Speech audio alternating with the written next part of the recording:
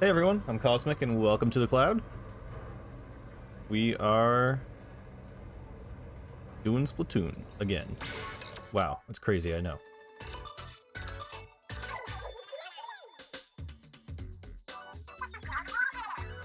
Hello? Why can I not skip? Is there a challenge?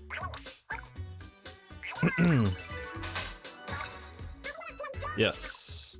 Duel of Dynamic Duos. I'll probably not be playing that.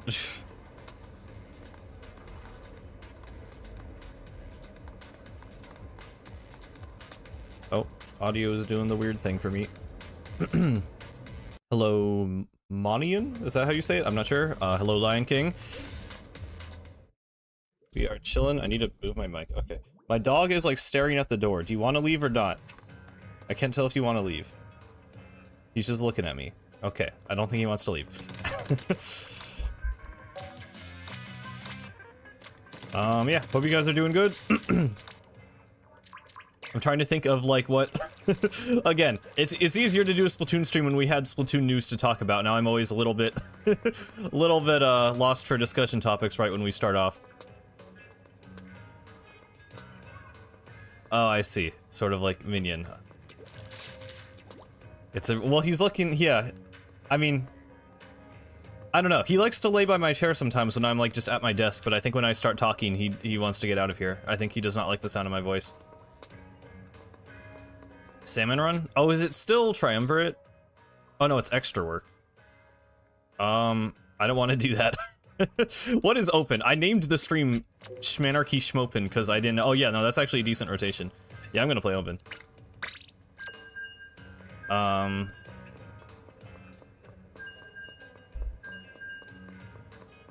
Wait, is it still? Wait, so is it extra work right now or is it Triumvirate right now? I probably wouldn't play that on stream though. I don't know. Maybe we could if people want. Yeah, I don't know. I didn't know what to title it. I'm like, is this even legible? I don't know, but whatever. Both? Okay. I don't love streaming Salmon Run normally because my commentary is just like, wow, there sure are a lot of guys on the screen right now. But yeah, Triumvirate's cool. We might check it out later. I'm not sure. Yeah, I kind of forgot extra work doesn't like replace the normal rotation. So like Splatfest still gets rid of ranked mode, but you're able to do a normal Salmon Run and extra work. Sure, whatever. I will never understand some of the decisions they make. Excuse me. Okay, my dog wants to leave now. There you go. There we go. Okay, he did want to leave. Dog is out of the room. Now we can focus on gaming. It's because Splatfest is fun. I mean, oh god, I almost just fell off the map. I do like Splatfest more than extra work. I'll give you that. But I mean, Turf War is Turf War.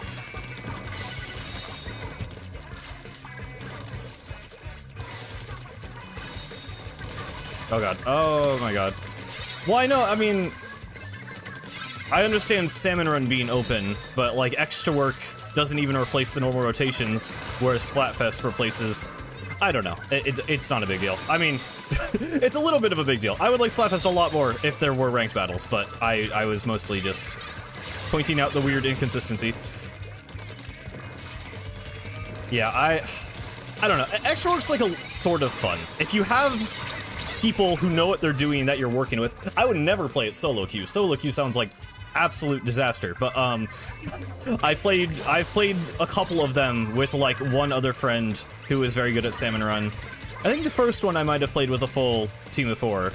I know I really wanted to get the gold badge, and I think I was like 1 egg off or something. I always forget if that was a big run or an extra work that I was 1 egg off, but I'm pretty sure it was an extra work. I was like 1 or like 2 or 3 eggs off of the gold badge.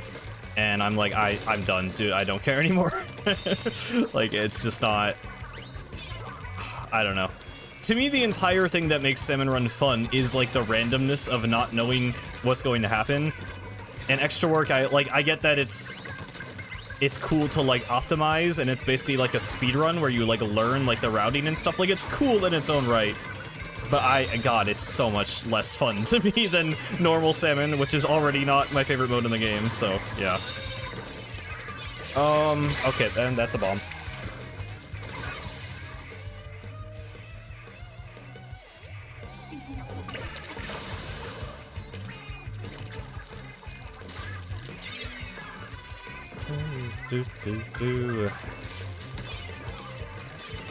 You like Tornado? I feel like people normally say Tornado is one of the most boring modes. I don't know. I don't have strong thoughts on it. I guess there's less, like, room for creativity because you basically just have to do the assembly line thing.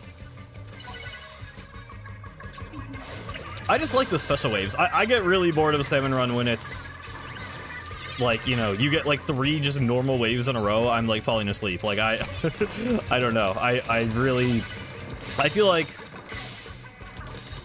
it makes sense to have the normal waves, I guess, but, like, I wish you were limited, like, I don't know. I feel like maybe one every shift seems like maybe too few, but I don't know. Getting 2 or 3 is just kind of sucks.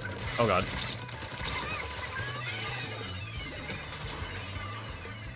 I like Tornado because I like winning. Yeah, true. I don't know, maybe it's just the people I play with. I always end up being the guy who has to just sit at the top and throw them from slightly close to the basket to into the basket. I feel like I'm never even, like, breaking the, you know, treasure boxes or fighting the enemies, so, like, I don't know. Somehow I always, like, sift myself into the most boring role just because no one else is throwing them into the basket. So I don't know if that's me playing it wrong, and, like, the other people would eventually come up to the basket, I don't know. Because it's like, I feel like if I don't do that, then the eggs aren't getting in, and if I do that, then I'm just not having fun, so... I don't know.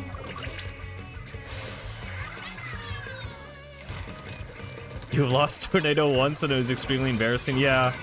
I feel like, I mean, it would be what I was just describing, I feel like, where, like, everyone is just too focused on getting the eggs from the shore that no one's putting them in the basket. I feel like that's the only way I can imagine not getting enough. Oh, I thought that would kill, I guess, the zip armor. Oh, really? 1 point? Okay.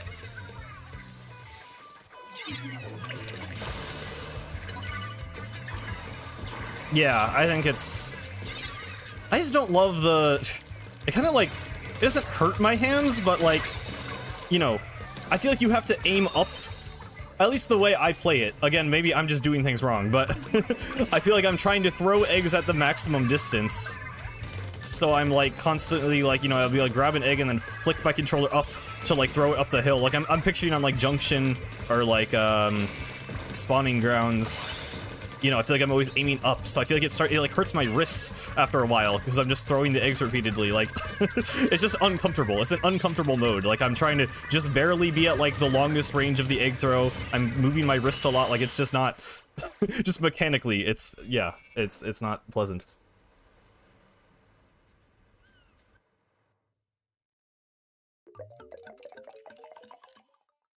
Yeah. I mean, I don't know. I've always been not really a Salmon Run guy, so I'm close to getting the last of the Octoling armor, and that's pretty much all I care about.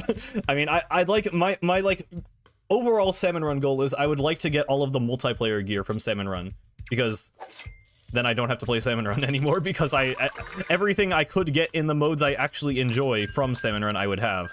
I'm not counting locker decorations. So, that's what I would like to do eventually, and I'm already, like, a decent amount of the way there, I guess. I don't know. There's lots of gear I really don't care about. That's like 800 bronze, so, I don't know. We'll possibly finish it eventually. Hello, Scam Likely? Yeah, I think I'm just missing the... I forgot if I bought the goggles or the boots. I know I have the shirt and I have one of the other ones.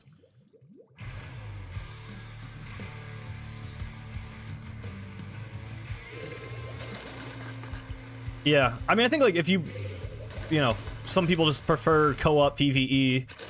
Like, I totally get liking Salmon Run. It's just, yeah, for me, it's always been, just less replayable, I guess. I don't know. Like, I can just play Splatoon multiplayer literally forever and not get tired of it. I don't know why I'm playing this like it's Turf War. I've been playing too much Splatfest lately. Oh my god, okay. Did I ever play? Yeah, I've played all 3 Splatoon games. What is my favorite map in 3? I feel like I should have an answer for that, but honestly, I'm not sure. I like Crab Leg Rainmaker specifically. I mean, I like Flounder Heights in general. I always hesitate to say I like Flounder Heights in this game because it's so much worse than the Splatoon 1 version, but I still like it.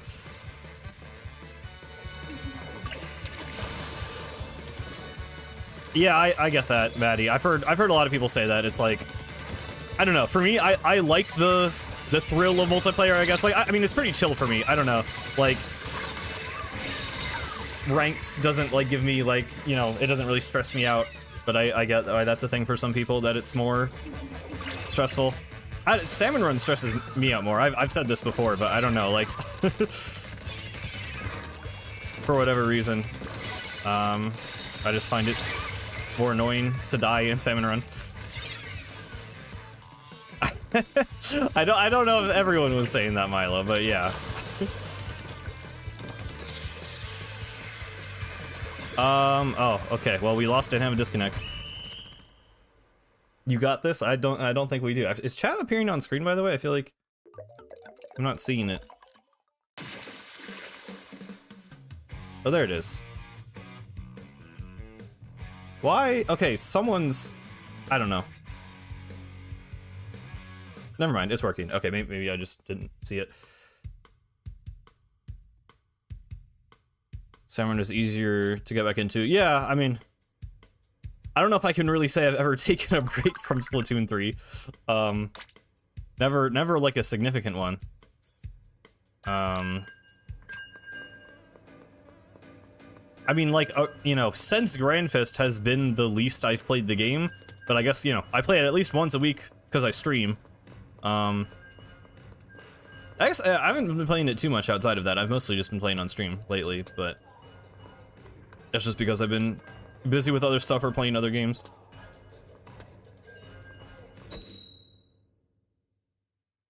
Yeah, like, it relies more on teamwork. I mean, that's a big part of it for me, is like, in multiplayer, in PvP, rather, I can, you know, I can save a game on my own. Like, if you pop off and do good enough and get a quad, you can save the game, whereas in Salmon Run, sometimes you just need, you know, multiple people to be able to take out a horde or a boss or something, so... definitely solo Salmon Run is a lot more stressful for me. Playing with friends can be better. Oh god. Really? Okay, just death by torpedo spam. Oh, okay, well. GG's. Nice trade, I guess. Early stream? Yeah, a little bit. I don't know. I just sort of wake up on Saturday and, like, eat lunch and chill for a little bit and then stream. I don't really think of, like, a specific time. I normally wait until at least after 1. I guess, yeah, sometimes it's closer to, like, 1:30.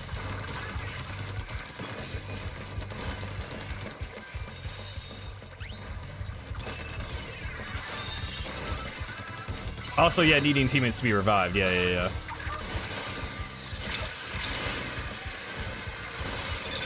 Oh. I thought that would hit. Man, the stringer. Yeah, I fought a triumvirate. I've killed 2? Have I killed more since then? I might have only killed 2 still. I can't remember.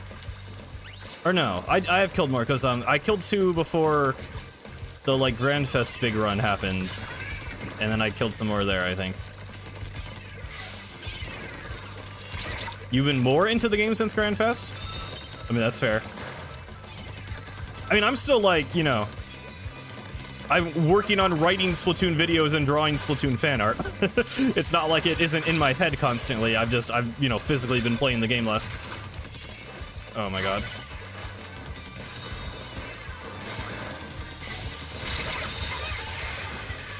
I mean, really, it's a miracle I didn't get more burnt out from Grandfest, because I was basically playing, like, all day for 3 days straight.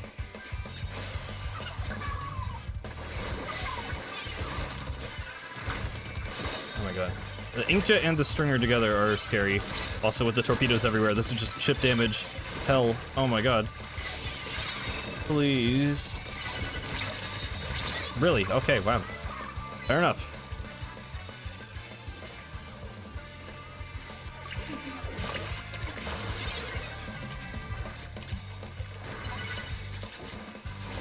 Yeah. I don't know. I mean, I'm fine with Splatfest. I don't feel much about them anymore. Like, I really do not care about, like, the winner or whatever, but, it's cool to still get, like, official art. I am very surprised I lived in that situation. It's cool that we're getting new themes and new official art for them, but yeah, the events themselves, are not really anything too crazy at this point.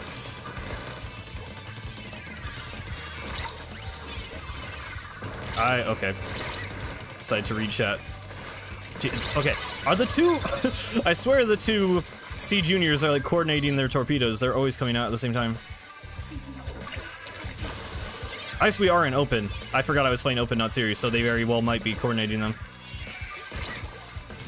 Yeah, the Harmony art was a nice surprise.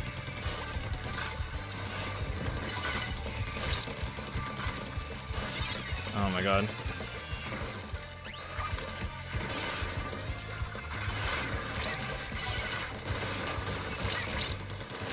Oh my god. Oh my god. Just chip damage everywhere.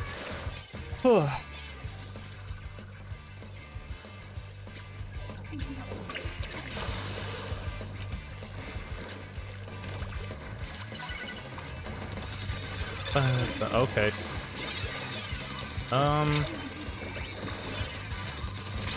There's the guy right there. That Brella is very good at actually landing shots. My very own shield, wow. Very fitting title. We're gonna lose this unless we get the zone in like 2 seconds. Yep. I could let viewers in too, I kind of forgot. I always like don't know if I should like do that right away or like wait for people to join, or I don't know. If people want to join, I can open the room.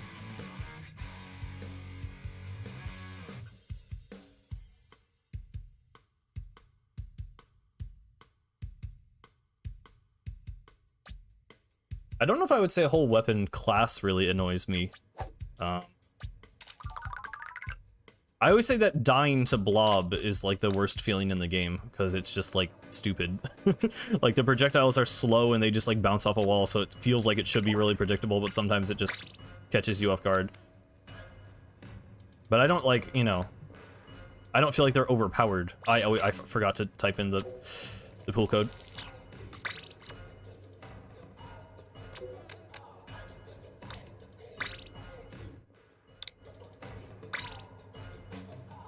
Also, let's change the song.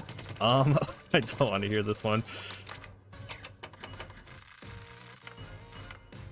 I always do Pop and Slog. What's this one? That is not the one I meant to do. I should have done, is this, what's the one that sounds like Idols? That one, okay. We'll do that. I think this guy might hate E-Leader. E-Leaders for me is like, I literally just have the Splatoon 1 bias, where I'm like, E-Leaders were so much more annoying in Splatoon 1 that they don't even feel bad to me in 2 and 3. Stringers can be annoying, yeah. I mean, I hate the feeling of just like getting stuck. Like you get stuck and can't move and then you die. For me, that's so much worse than just getting one shot out of nowhere. Like, I hate fighting Explosher, actually, for that reason. Because it's like, you get stuck in the ink, and then you're just standing there for 2 seconds, and then you die. It's like, I would rather it just kill me. I feel like it's just wasting my time otherwise.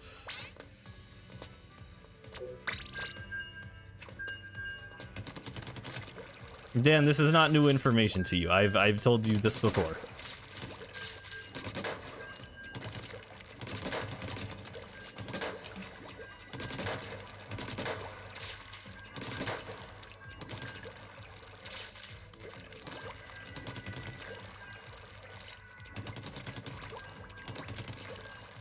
I didn't lump it in. I mean, I said stringers and then started talking about getting stuck.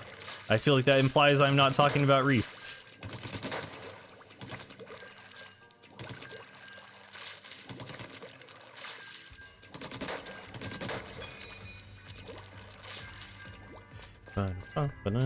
It feels good to just play this weapon again. I don't know, like... I've said this before, but I have kind of mixed feelings about like the badge system, because it's like I just want to play a weapon that I want to play, you know, without thinking that I'm like, oh, but I could be making progress on like a badge if I played a different weapon or whatever. So I don't know. I'm trying to get out of that mentality and just play the weapon because I enjoy it.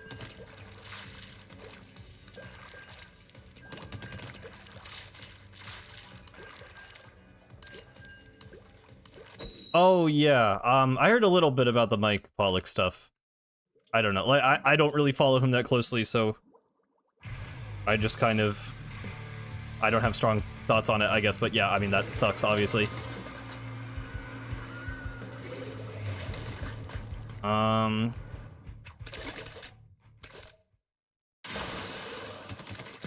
do not have children in my basement. The answer is 0. There's mystery solved.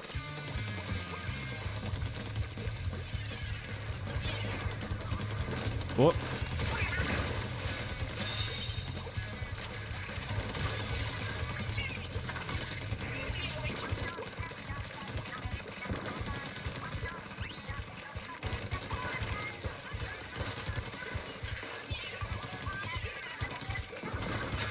Dan, I think that is actually the opposite of how that works.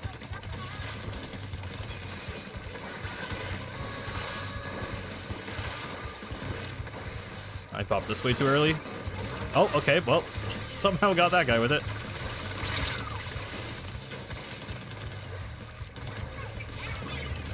Everything is about Paintbrush. Let's go Paintbrush. I should play Paintbrush again. I know it's not great, but I don't know. I like the way it feels. I like the, you know, it has the big startup, which is why it's bad, but it also feels good when it works. Oh. I'm kind of sad we're winning this one so fast because I want to hear more of the song. Alas.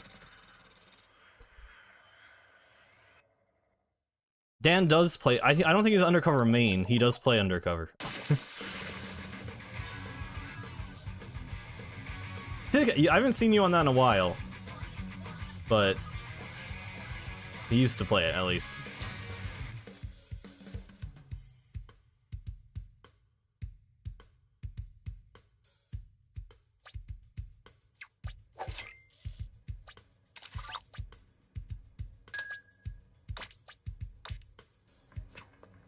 Only, yeah, like, see, that's why I always talk about Splatoon 1 Ink Brush when it had damage up. And a big reason I like it is because, like, you didn't have to mash so hard, because you could actually kill in, like, a reasonable amount of hits. And Paintbrush is the only thing. I mean, Octobrush is nice for having a slower swing speed, but I feel like Paintbrush gives me the feeling of Splatoon 1 Ink Brush the most, because it's still, like, well, I mean, just because of the damage, really.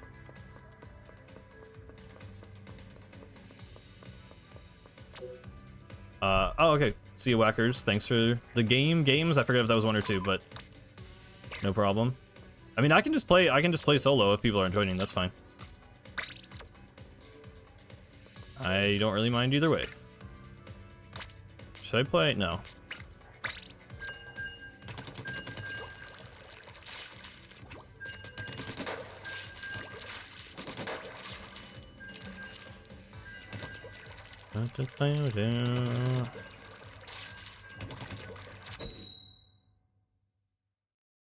Ready? I always feel like I talk about using other weapons, then I always just load up the stream playing Splatter Shot. Hold on, I'm a viewer. Yes, you are, Dan. You could join. The games would probably go better if you did. Not that it's been bad so far. We've gotten decent amount of wins. Yeah. I mean, the thing with brushes is that they were like, they're already kind of a subclass of rollers. Like in Splatoon 1 and 2, they just considered them rollers.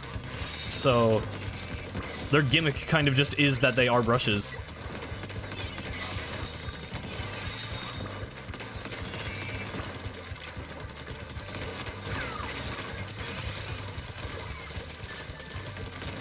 Yeah.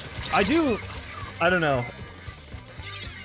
I wonder how many, like, weapons they can make at this point that won't feel gimmicky. Because, like, it's just, you know, it's hard. Like, I feel like all of the weapons they introduced to existing classes in this game, besides, like, I guess, like, Nova isn't gimmicky. Its gimmick is that it's bad. But, like, you know, Big Swig is, like, low damage, big paint. Pencil is, like, you know, the weird multiple shots. Dread is 2 sloshes. Like, they're all, I don't know. Even, like, the basic Stringer, I'd say Splatana isn't really gimmicky. Like, Splatanas are pretty basic. You know, high skill ceiling, but pretty easy to use at a basic level. But even, like, I feel like Stringers are kind of, they're not, like, gimmicky, but they're, like, more technical than most basic main weapons are. So, like, I wonder how many new things they would be able to make that feel easy to use, but also feel distinct from the weapons we have.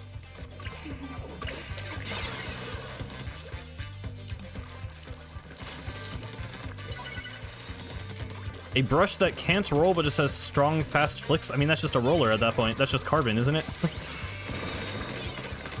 Yeah, oh yeah, that's what Gibberling already said. Yeah, Anti-Flow. I can reopen the room after this one. Oh god. Oh, we both died to that bomb. Stringer? What? I don't know what part of that you took away as Stringer propaganda, but okay. I just, like, mentioned that they exist.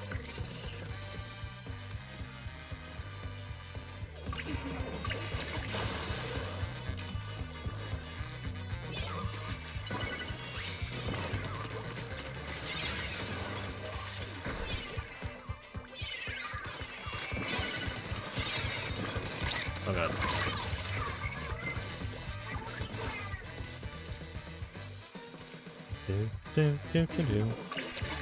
This is not going amazingly. Probably need to actually have our spawn painted to not instantly die. Okay, what the? That was weird. They were, like, overlapped. I didn't want to use that to paint zone, but that was just a bad situation.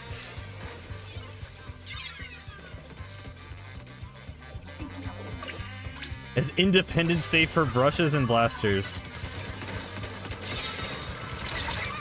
True. It took the queen dying for brushes and blasters to be able to separate from the state of roller and shooter.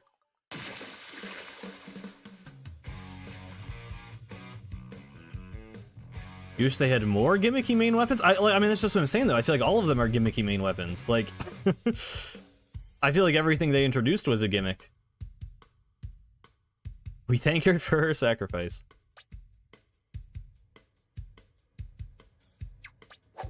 I don't know. I mean, I like the simplicity of Splatoon. I think technical weapons are cool to have, but, like... technical weapons are cool. Like, Stringer... Like, ones that have, like, a lot going on and have, like, high skill ceiling. Things like I think S-Blast is a really cool one. I know it hasn't seen a ton of use, but I think, you know, in theory, it's very cool being able to switch your weapon range. Obviously, like, Ballpoint could do that too, but, you know, on a blaster. But I don't know. A lot of the gimmicks they try and do are just kind of bad. Like, GooTuber is super gimmicky and just sort of sucks. Big Swig probably has some, like, zones niche, but is still not great in most circumstances. I don't know. I want things to feel unique without feeling like it's another weapon, but there's some weird mechanic to it, you know?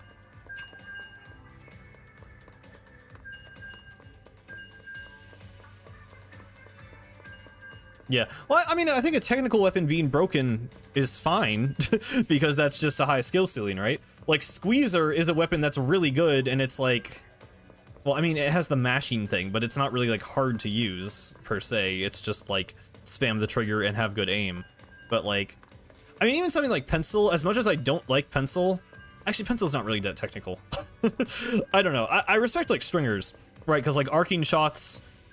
takes a lot of skill and game knowledge, I feel like, on, like, spots on the map, and, like, chip damage, you know, takes, like, coordinating with, like, other, you know, weapons and building a team comp around chip. Like, I think that stuff is cool, and I don't mind if it's good, if it takes effort to make it good, but, yeah. Also, then sometimes they just suck.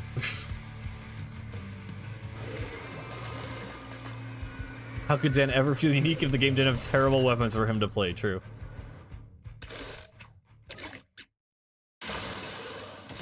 No, GooTuber in single player is great. Yeah, I put that high. I know I talked about that level ranking thing. That's not going to come out for like a month probably, so I probably should not have even brought it up, but I did rank that one high. My feelings about weapons in single player is entirely separate from multiplayer. Like, Charger is one of my favorite weapons to use in single player.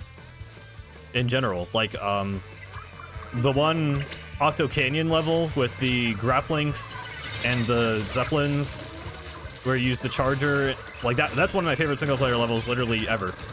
I think Charger feels amazing in single player, but I, do not like them in multiplayer because I'm bad.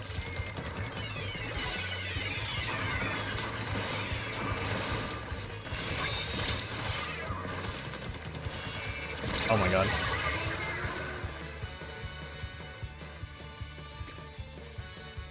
I mean, the thing with GooTuber is it just, like, it doesn't work above C rank.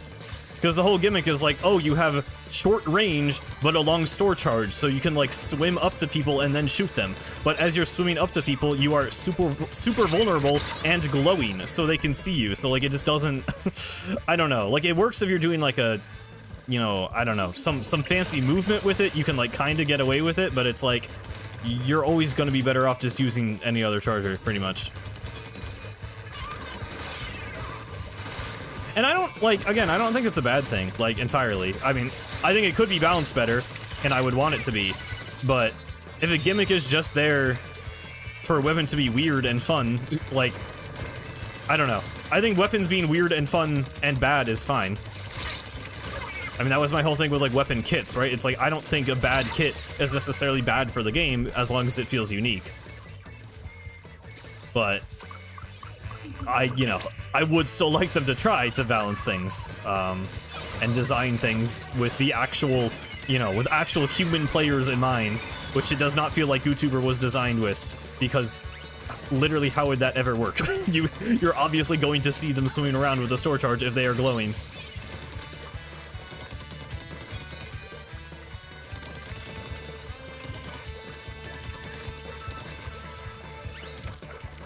Hello, Pastel. Happy late Halloween. You're still not over Grandfest? Well, you got, like, 3 more years before we see the actual ramifications of it, probably. Maybe 2 years? I don't know. I have no idea.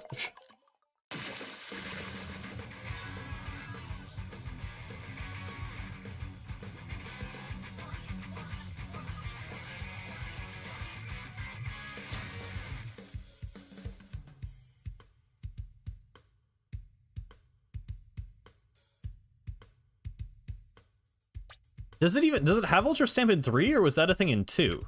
No, it wouldn't have been in 2.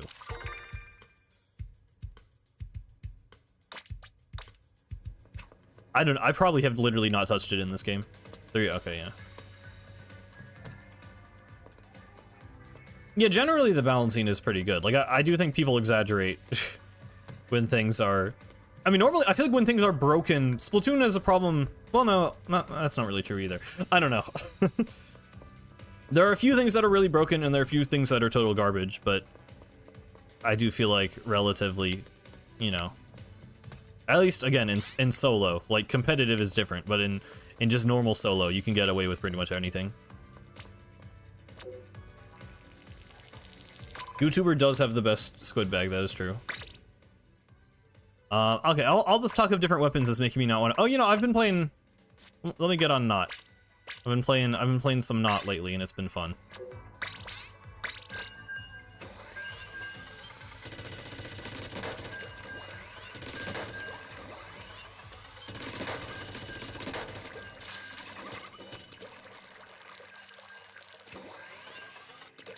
Favorite weapon class is shooters.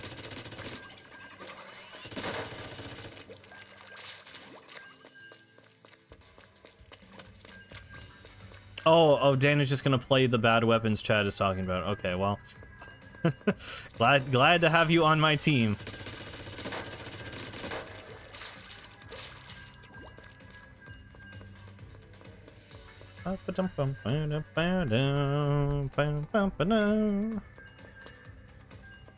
You play them all? Yeah, I know. You play them while you're on my team. They are still bad.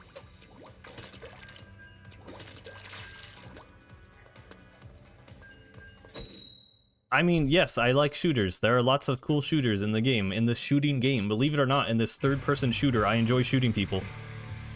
Sorry, I do not play gimmick, paint roller, store charge, range-changing, spread shot, gimmick 5000 like Dan over here.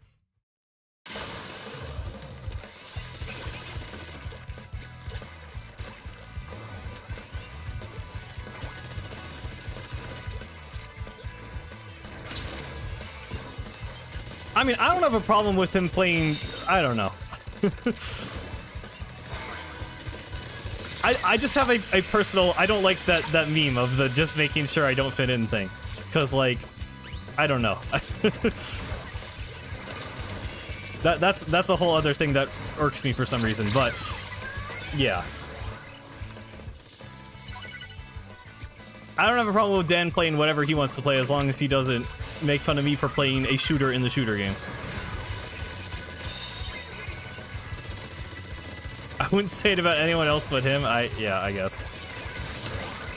Okay. I don't know what I was doing there, but I'm alive.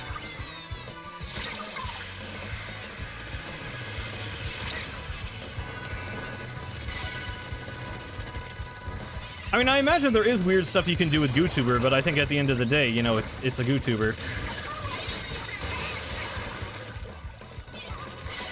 I don't know. If he will push a weird weapon and manages to find success with it, I think that's very cool. I just, you know, we've had GooTubers since 2017, and it has never been very good, so I don't have a lot of faith.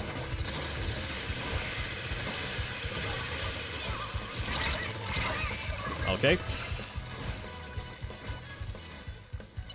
Oh yeah, I've heard Blue Dapples have become good somehow.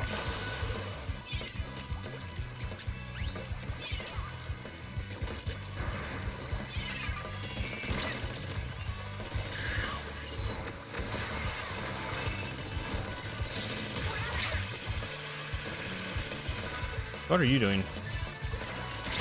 Oh, come on. I did the store charge and everything. I thought I would love that.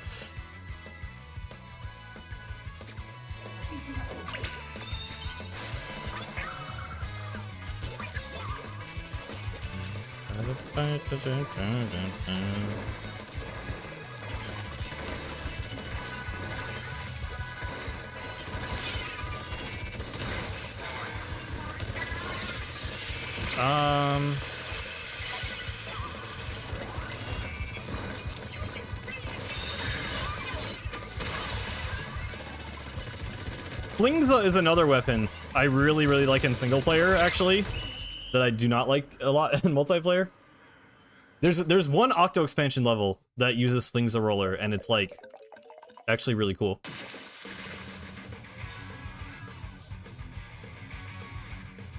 I mean, I think Dapples are a kind of different role than Tetras would be. Oh, I just realized I still have the Halloween emote on. I did not mean to keep that. I guess I don't really have a good answer because I'm not following it that closely, but I don't really think it's something that would replace Tetra. I think it's kind of a different slot.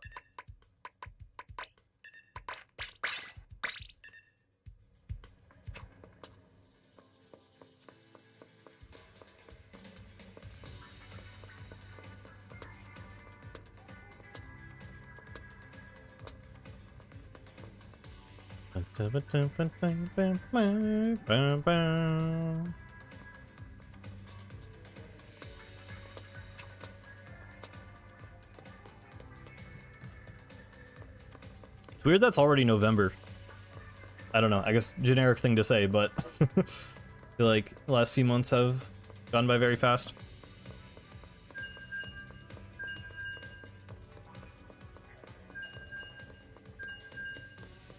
Do blue Dapples have cooler? I forget. Because if they're a cooler weapon, that is part of it.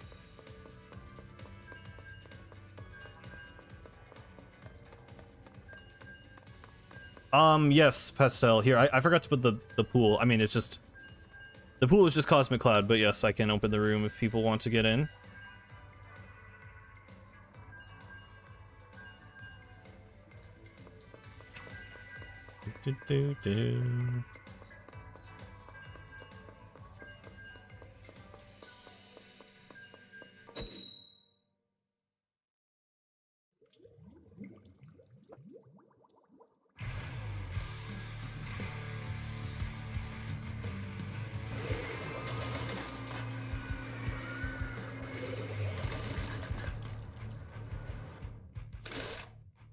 You don't make him, no, don't make him play the batting brush. Don't make him do that.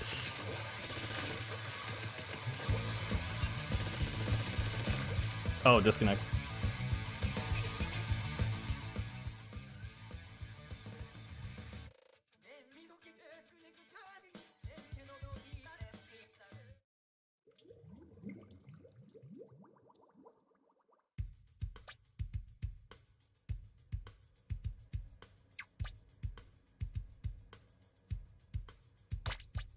Oh, sorry. Oh, I didn't back out. Oh, I meant to back out for the person who wanted to join. Sorry, I was a little distracted. Someone was texting me. I don't know if Dan will back out or if we might end up playing another game. He's probably just switching to Inkbrush, but that's fine. We'll back out next time.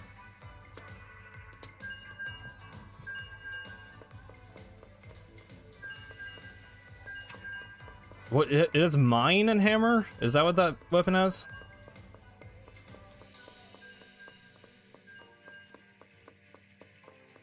Yeah. I don't know. I mean, there's so many subs in the game that, like, even if they do third kits, the amount that are gonna get, like, actually good bombs is probably not as high as people want it to be. You have it 4-starred, of course you do.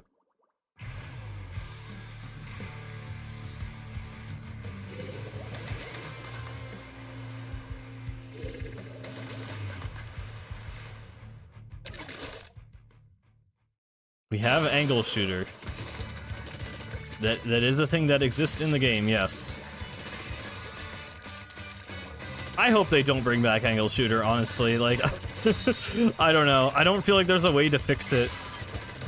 Like, I mean, I guess if you just made it so that the, you know, it did damage, even if it didn't hit directly, but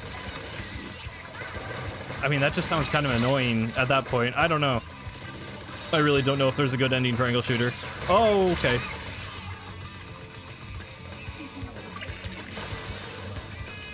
I mean, Toxic Mist... I don't like Toxic Mist. It's better than angle shooter.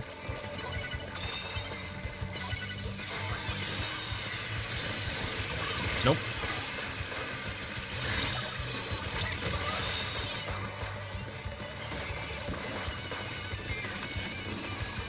Yeah, I mean, that's the weird thing. It's like, why would you have point sensor and, I mean, even like Ink Mine and angle shooter in the same game? It's like, I don't know. Especially, I feel like Splatoon 1 had way more of a focus on stealth. I mean, not exactly, but like, the maps were so much bigger that locating people mattered a lot more. Because, you know, Splatoon 3, it's like, okay, they can drop to the left or slightly to the right, and those are the two options they have to get into mid. So it's like, you know, having their exact pinpoint location being tracked doesn't exactly matter as much. Whereas I feel like in Splatoon 1, like, you actually ran cold-blooded because people were always echolocating you. And if you were echolocated, you were going to get killed by an E-liter from a mile away. So, like, actually countering that mattered. Whereas I think in Splatoon 3, there's, like, you know, there's, like, 3, like, semi-useless ways to track people for no reason.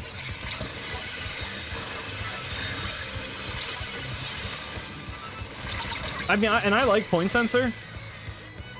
I never loved Ink Mine, if I'm being honest. Like, I feel like Ink Mine was just, like, kind of stupid in Splatoon 1, where, like, it was really slow, so you normally weren't gonna get hit by it, and then if you did get hit by it, you instantly died. So then in Splatoon 2, they're like, okay, don't make it do that, but just make it track people, and it's like, I mean, I guess. I don't know. I kind of wish it like had some other effect instead of just becoming a point sensor. Oh yeah, Nintendo Music. To be honest, I initially had a pretty negative reaction to it because to me it's like, I mean, first of all, I don't want to use a different app to listen to Nintendo Music. I use YouTube for music. I don't even use Spotify. Like, I'm already too lazy to use Spotify. And I wish they just put it on streaming services. I wish they just made a Nintendo Music channel on YouTube and an account on Spotify and put their music there. I will say it's sort of cool because there are some unique features to it, like the way they do the extensions is pretty cool. The fact that it's like the soundtrack versions of the songs is cool. We got some English titles. There were some Splatoon songs that previously did not have localized titles, so that was kind of cool to see. Like we got some like alternative music that, like, it was mostly like cutscene music and stuff, and like the Salmon Run like wind jingles didn't have English names. So that's cool. And I like the Mario Galaxy one, like the thumbnails. They like actually have like a different in-game screenshot for each song, which is pretty cool. So there are some little touches to it that are nice, but overall, like, I'm never gonna use it.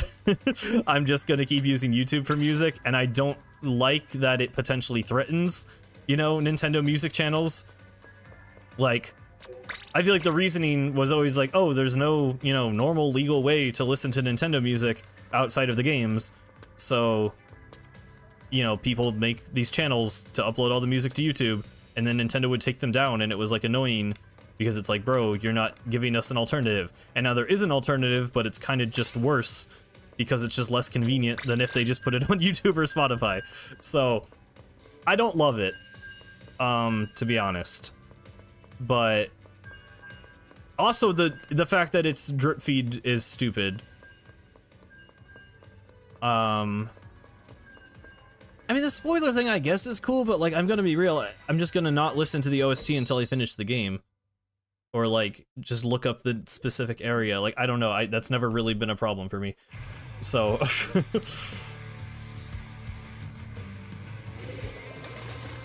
I mean, I guess those are mostly, my biggest problem is that it's drip feed. You know, they don't have many songs on it currently, and they're going to take a bunch of time to put songs there, which, like, once again, they're like pretty much entire, you know, what, like 40-year history of video game music is on the internet right now. If I want to look up, you know, any Nintendo song, I can go to YouTube and look it up. And I cannot do that on the official Nintendo Music app because, question mark, like, I don't know, they want to generate hype around a music app? Like, it's not like game releases, it's not like game content. Like, I don't know who's getting hyped about, you know, drip feeding, oh my god, guys, they added the photo channel to Nintendo Music. Like, I think that's dumb. I think that's just a bad way to do it. I also just think the starting selection is, like, really awful. Like, there's, like, the only Wii games are Mario Galaxy and the channels. Not, like, no Skyward Sword. Like, no Metroid Prime. There's Metroid Prime, like, 1. There's no Twilight Princess. I mean, I don't know. It's pretty awful selection currently. There's not even Splatoon 1 and 2. There's only Splatoon 3. And it's not even all of Splatoon 3 because they don't have the Order Tune songs yet. They only have, like, up to, like, a certain update. Like, I don't know. I think it could become something good eventually, but the fact that it has to take time to become good when there was a very obvious alternative is disappointing. So, I'm not impressed by it, I guess. I guess that's my overall summation of my thoughts. I am not impressed, but I guess it's a thing.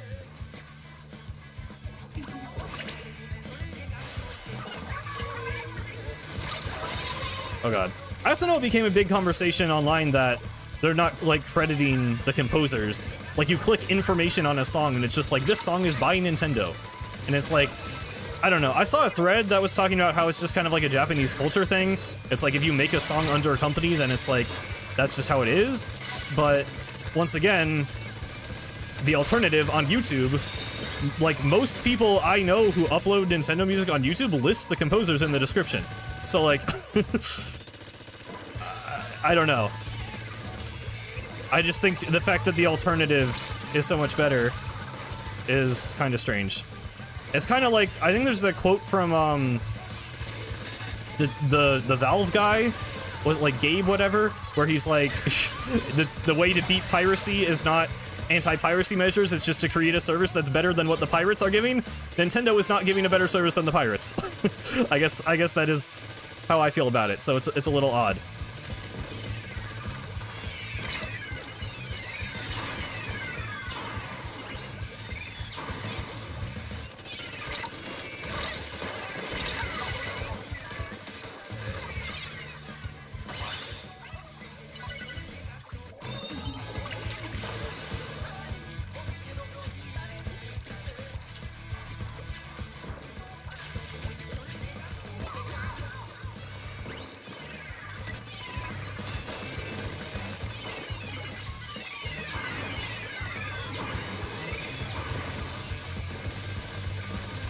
Yeah, not a great, I don't know.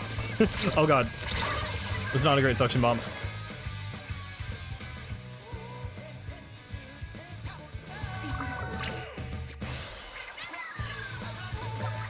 I don't know. I mean, I guess, you know, it does depend. Like you're saying, I guess I mean, you know, I have data on my phone. So I guess for me it is not impossible to listen to Splatoon music on mobile wherever I go. I've been able to do that just fine. So I mean, it depends on if you have that availability, I guess. But for me personally, it literally is just a worse alternative in almost every instance. Like the fact that there are no ads, I guess, is a plus. But I honestly would probably rather just listen to an ad than have to switch to a different app. I mean, that's taking about the same amount of time anyway. If I had to switch to an app and look up the song individually.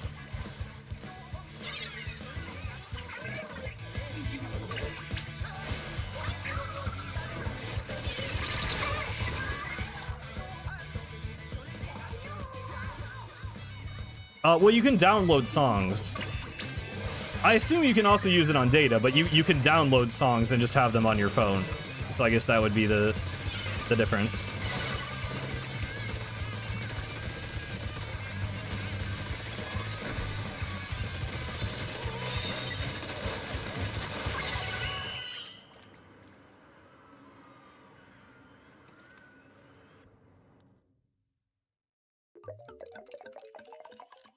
Honestly, the trick I found for that, Milo, is I just put the screen...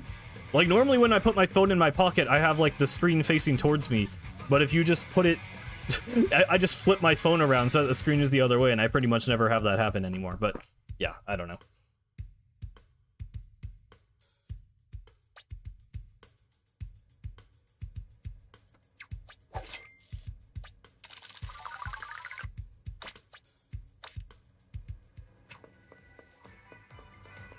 Yeah, I mean, I don't know. Like, it seems to be a good thing for some people, and if people are happy about it, you know, that's cool. I just, for me personally, it's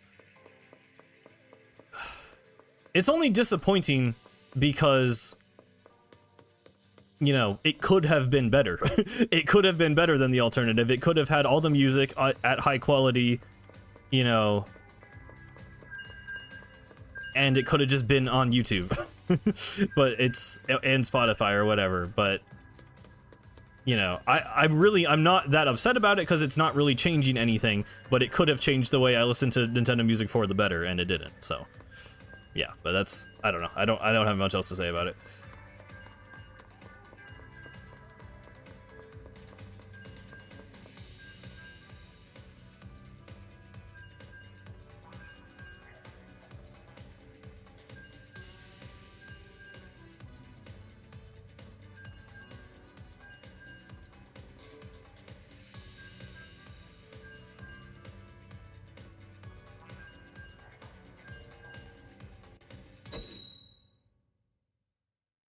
Has it been? I don't remember hearing, like, rumors about it.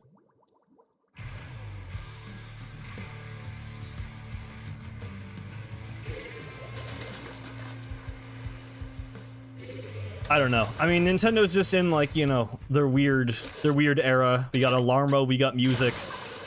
I'll be honest, I'm just waiting for Switch 2. Like, I will be a Nintendo fanboy at times, but I am not just a complete mindless consumer. I really don't care at the moment. I'm just waiting for them to make a 3D Mario.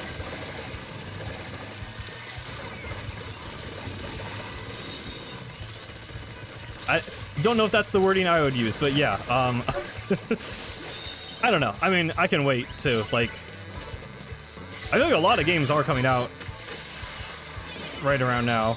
I mean, we have Brothership. Is Brothership this Wednesday? Brothership is really soon. I just played Shadow Gens. I know that's not Nintendo, but my gaming needs are mostly fulfilled at the moment. I can wait a couple of months for a new console.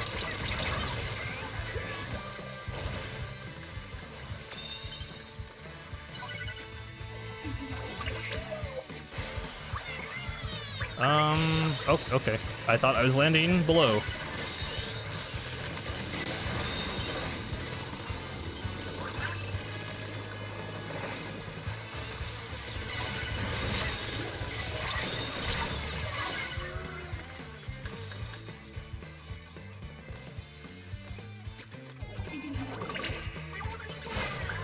That's not good. That's not good. Okay. Stupid jump. My bad.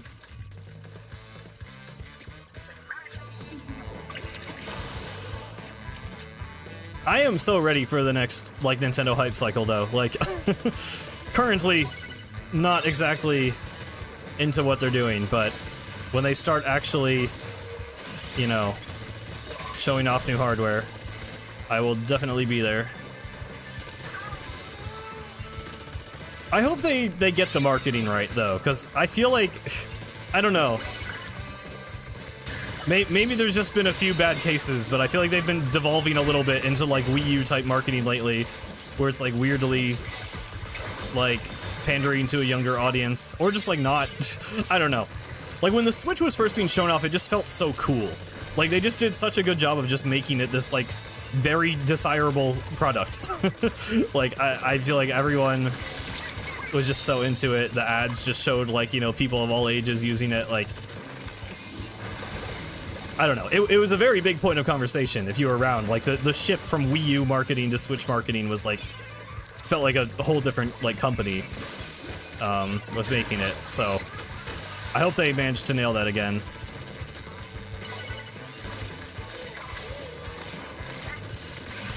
Alternatively, they can do a horrible job of it, the console starts failing, and then they have to make, like, weird gimmicky games like Splatoon again.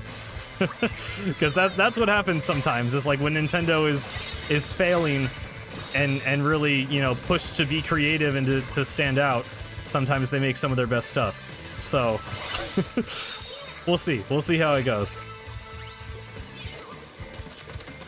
Yeah, the two kids doing the presentation. Why you should buy us a Wii U.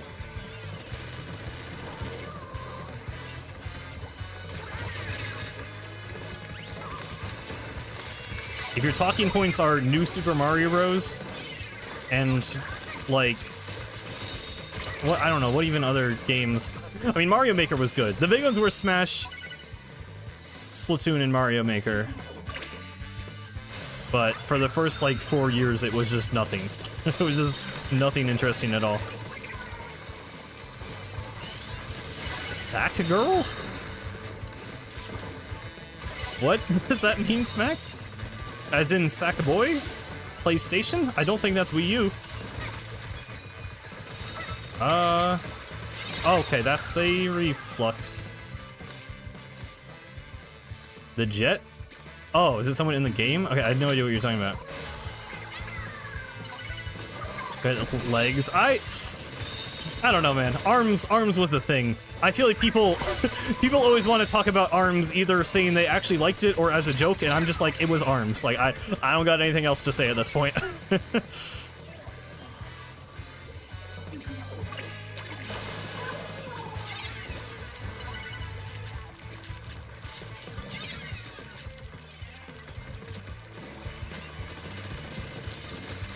I ran out of charge.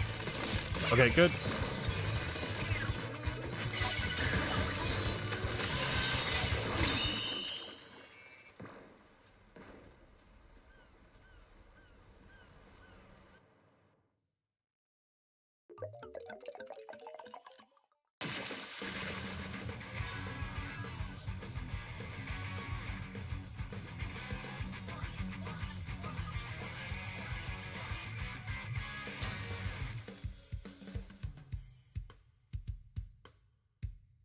Still only have the ARMS demo? Yeah, I think I put more time into the demo than the real game.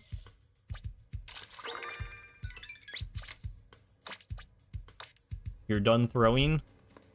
Well, thank you for not throwing in the future, I guess. You put 100 hours into ARMS?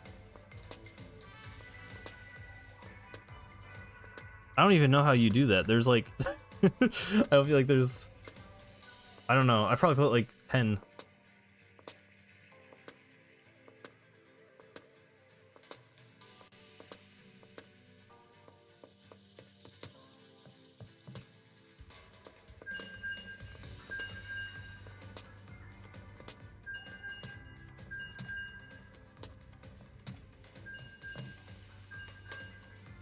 One of 6 people to get triple digits on the game? Yeah, I think you literally are. I don't know. That game had character designs.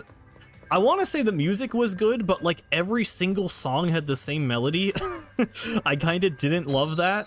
It got a little tiring after a while. But some of the music was good. And I mean, like, it looked good. I don't know, I feel like it's like one of the better looking Switch games, I feel like. Which I guess, you know, fighting games normally look pretty good. But I still don't know if you call ARMS a fighting game. It's just, it's an ARMS game. I don't know what it is. No, well, not like all of them, but like a lot of them. I don't know.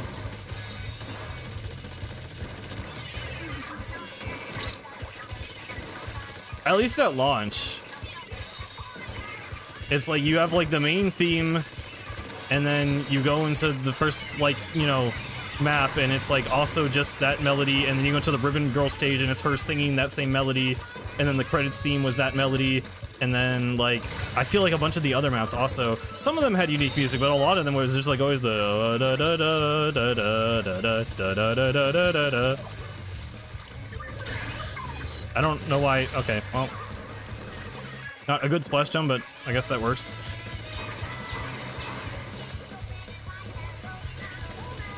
Why I hate that there's just Roblox face on the wall. Okay, go, go, go.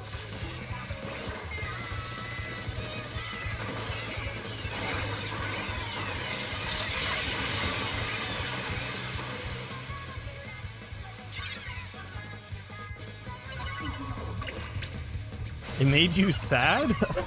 Oh god.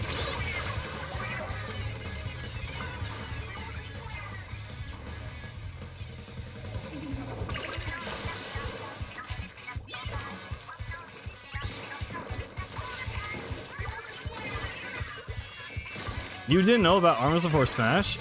I don't know, I feel like I was just so ingrained in the, like, Nintendo Switch hype community that, like, I don't know, like, ARMS was just the thing between Breath of the Wild and the rest of Switch. Like, I don't know, I feel like everyone was talking about it just because there was, I mean, this is one of the first things revealed for the console. So, it was a point of discussion, but yeah, I mean, I don't know. To me, it is synonymous with early Switch hype, but it's not really, it wasn't really a contributor to Switch hype, it was just a thing that was there. I guess it kind of was a contributor, but not once it actually came out. Oh god. Yeah, Min was one of the Smash DLC characters. Which, Min was my favorite character, so I mean, I was kind of happy about that, but... Again, don't love ARMS. Don't love how Min plays in Smash, so...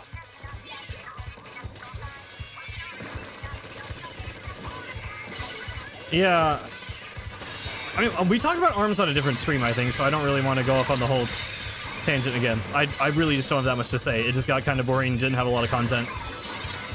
Good character designs.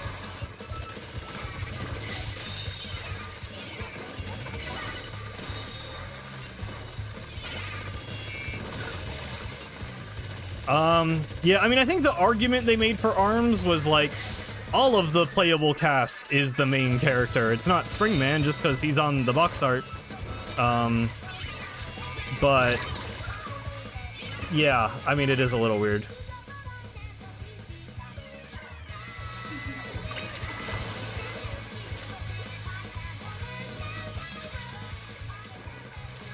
I mean, for Tekken, I think, like, Mr. John Tekken, isn't that more like Heihachi than Kazuya?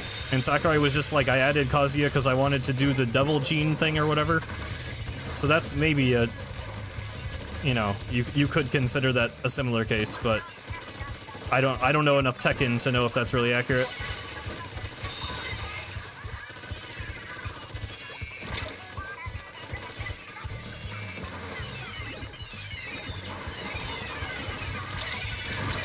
Yeah. I mean, the problem with having a main character for ARMS is that ARMS had no actual story in the game. Apparently, there was, like, a lore and world building in this manga they were going to make, but then no one bought ARMS, so they're like, actually, we're not making the manga. It's not that no one bought ARMS. I don't know. I don't know why they canceled the manga. I feel like that's the only thing that would have actually gotten people interested in ARMS again, and then they just canceled it. So, I don't know what was up with that. But, yeah. I mean, if you have no actual story in the game, everyone would assume that the box art characters are probably the main characters and the most iconic. Well, villains are different. I mean, like, because Ridley's still, like, the main villain of Metroid, I feel like. Not in every game, but, like, you know, he's been in enough of them. And Samus is still playable. I think, you know, if you have the main pro tag, you can add on other characters, but it's weird to have, like, you know, Milo's saying it's weird to have Min Min without having Springman.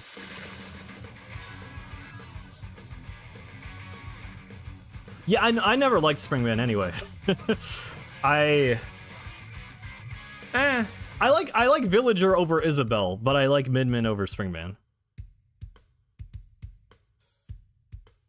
Villager, or Isabelle rather, felt excessive to me.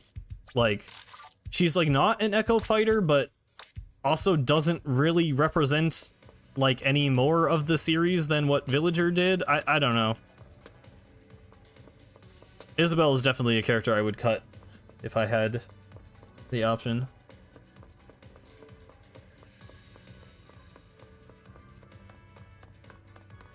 Oh, you want in the room? I can after this game, I guess.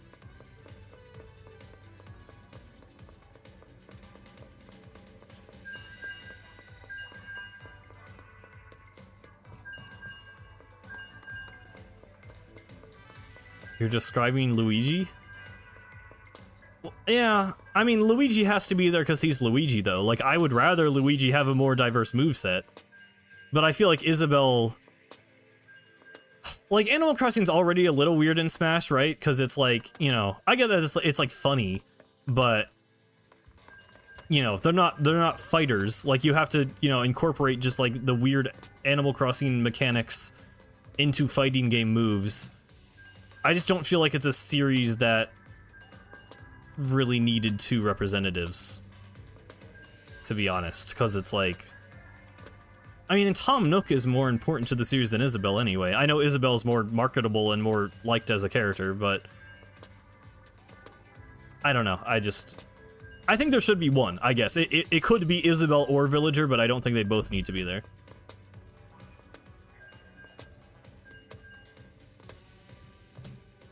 I mean, she has a different playstyle mechanically, but I just mean, like, in terms of representation.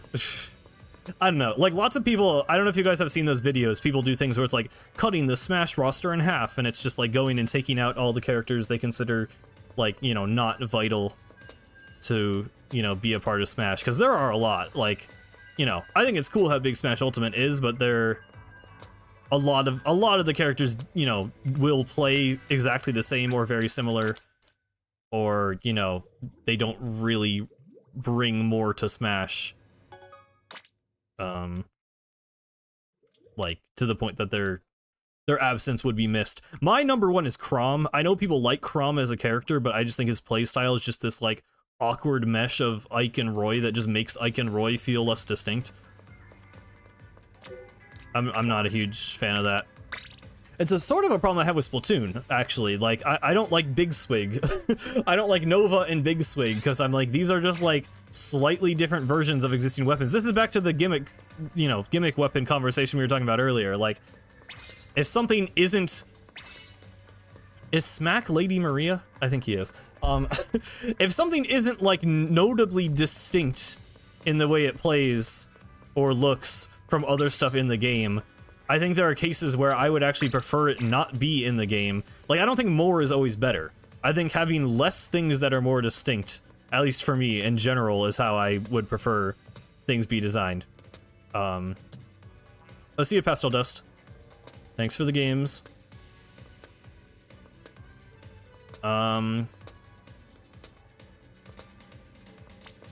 Lucas and Ness, I think Lucas and Ness are fine.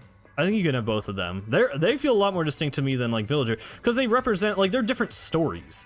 I think that's why it's different than Isabelle for me, because it's like Earthbound and Mother 3 are distinct parts of the Mother series, whereas like Animal Crossing and Animal Crossing New Leaf, like Animal Crossing fans will tell you that they're very different, but generally, you know, the gameplay loop and the vibes and everything, like, it's not as distinct as like a different RPG, you know? Like, I don't know. For me, that's different.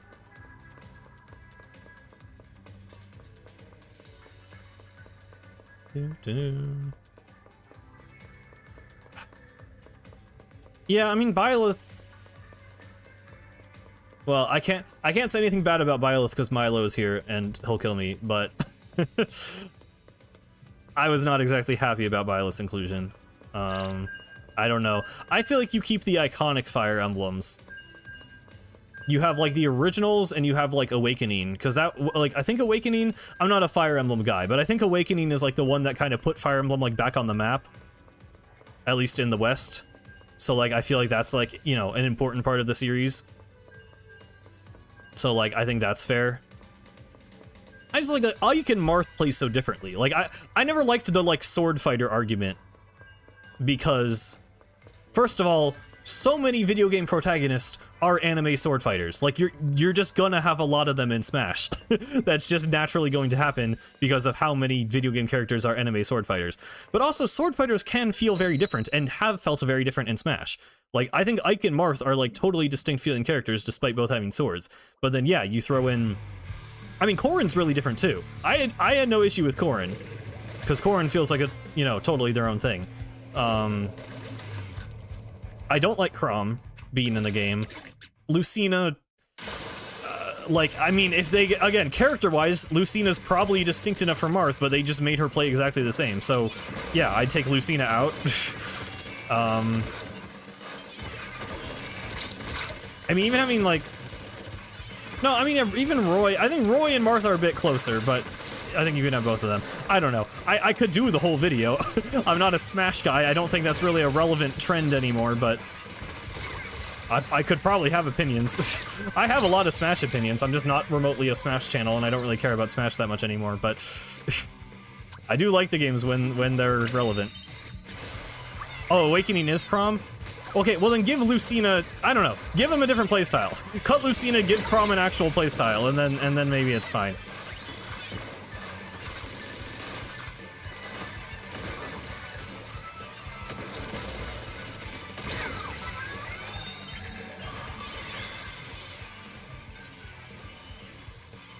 Yeah, I mean, Byleth, I guess, is more distinct.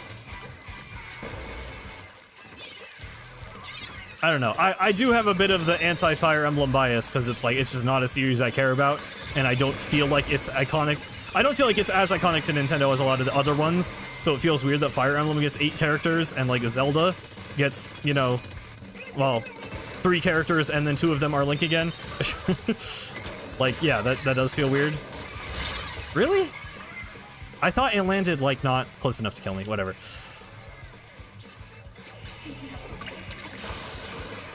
Give Chrom Roy's playstyle and cut Roy. Honestly, I'd be fine with that. Yeah, whatever. I don't know. I mean, you get into the problem, though, of then, like, characters become iconic to Smash Bros. Like, Smash Bros celebrates, like, all these gaming icons, but then they become, like, you have Captain Falcon, right? F-Zero is not remotely relevant. It has barely mattered to Nintendo for the past, like, 20 years. But Captain Falcon is an icon of Smash Bros. So you can't take Captain Falcon out of Smash Bros. Because he's become iconic within that series. So, like, I think that's kind of a thing with Roy, where it's like, you know, we've had Roy since Melee. He wasn't in Brawl, but, you know, he's been in all the other ones since. So it's like, I almost feel like it's harder to cut Roy than to cut Chrom. Despite, you know, the playstyles being similar.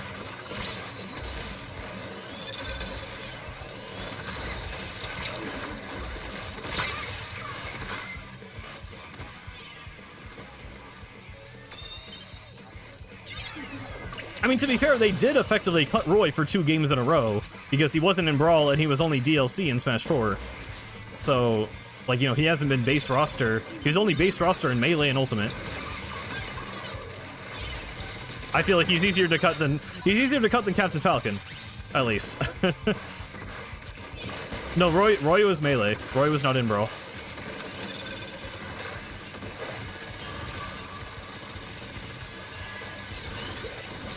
I forgot Robin was in the game. Oh, yeah, Robin is Awakening. Yeah, we don't need Chrom or Roy. Get them out of there. No, we have Robin as Awakening, because Robin actually has a different playstyle that is entirely different from any other Fire Emblem character, and actually represents another part of the series that isn't just killing people with swords.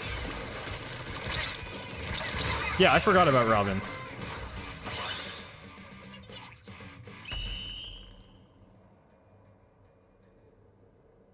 Chrom, look, I don't like Chrom specifically because Ike. I'm just mad that Chrom took Ike's ether, the up B. That's like, I've just been so salty about that because, like, I played Ike in Brawl, and, you know, Brawl, he has like cutscenes in Brawl where he uses Great Ether, and it's like, wow, that's like Ike's like iconic move, and he's so badass, and he does Ether. And then Chrom shows up with his crusty model that was just ripped from Robin's Final Smash. By the way, if you have Robin in the game, Chrom is still in the game in Robin's Final Smash, right? And they ripped that like crusty model that is not supposed to be an actual character model because it's only supposed to show up for Final Smash. They put it onto a character. They shoved other people's moves onto him and said, boom, there's Chrom in Smash, right? So, like, I don't know. Chrom just feels like the laziest character to me. I get that people like him as a character, but his implementation was just, you know, he was just scrapped together. He's just a bunch of, he's like the leftovers. He's the leftovers in the fridge character. Like, that's why I don't like Chrom. I just feel like he is genuinely lower quality than other fighters in the game. For that reason. I would keep Piranha Plant over Chrom, because Piranha Plant is funny. And also, like, really distinct. Like, Piranha Plant plays really differently. Also, it's like Mario. Like, I mean, sure, you can be, like, really Piranha Plant, but, like, Piranha Plant is, as dumb as it sounds, like, more iconic than most of the Smash roster. Sometimes the chat gets delayed. I mean, I see your message saying chat isn't on screen on the screen, so I think there was just some lag. Yeah. No, Yoshi should be over Piranha Plant. Because Yoshi has his own, like, series. Like, Yoshi's a main Mario character. Like, there's not a Piranha Plant spin-off series. Yoshi has, like, several of his own games in which he kills Piranha Plants, I think. So, yeah, no, Yoshi... I don't really think I would cut any Mario character, to be honest. I think they all like, Piranha Plant is the most questionable. The rest absolutely deserve to be there. So you could maybe argue Bowser Jr., but first of all, I like Bowser Jr. I like his playstyle a lot, so I would not cut him. But Bowser Jr. is pretty, like, Bowser Jr. is pretty iconic at this point. I don't know.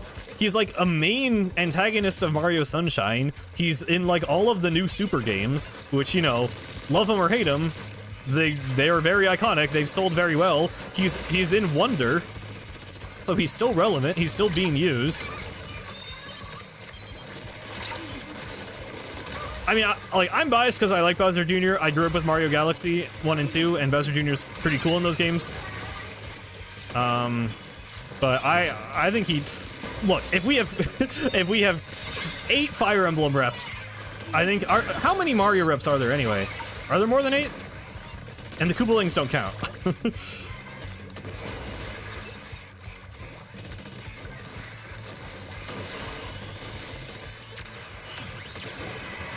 Trying to think. Mario, Luigi, Peach, you have Daisy.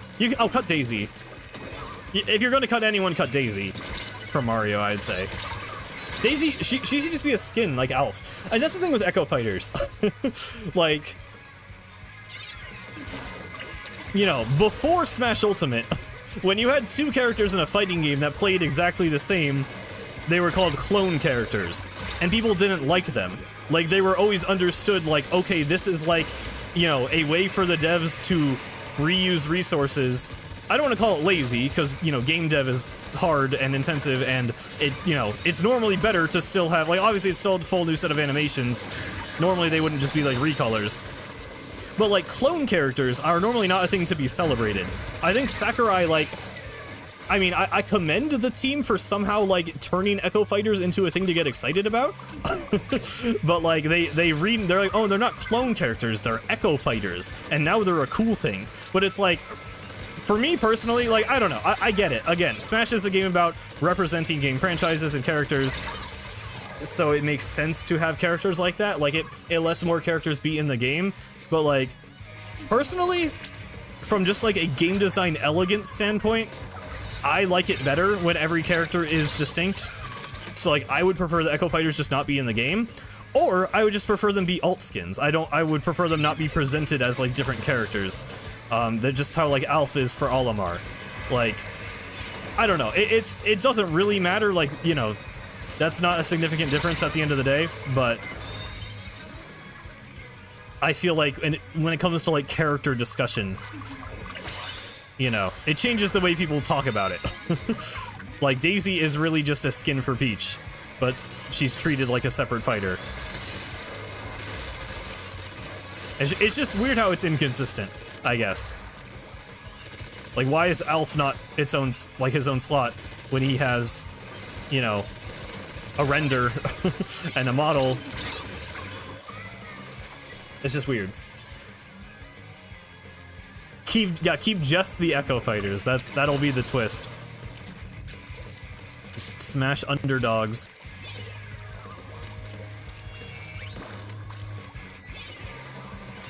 That title threw you for a loop. You thought I finally lost it? Yeah.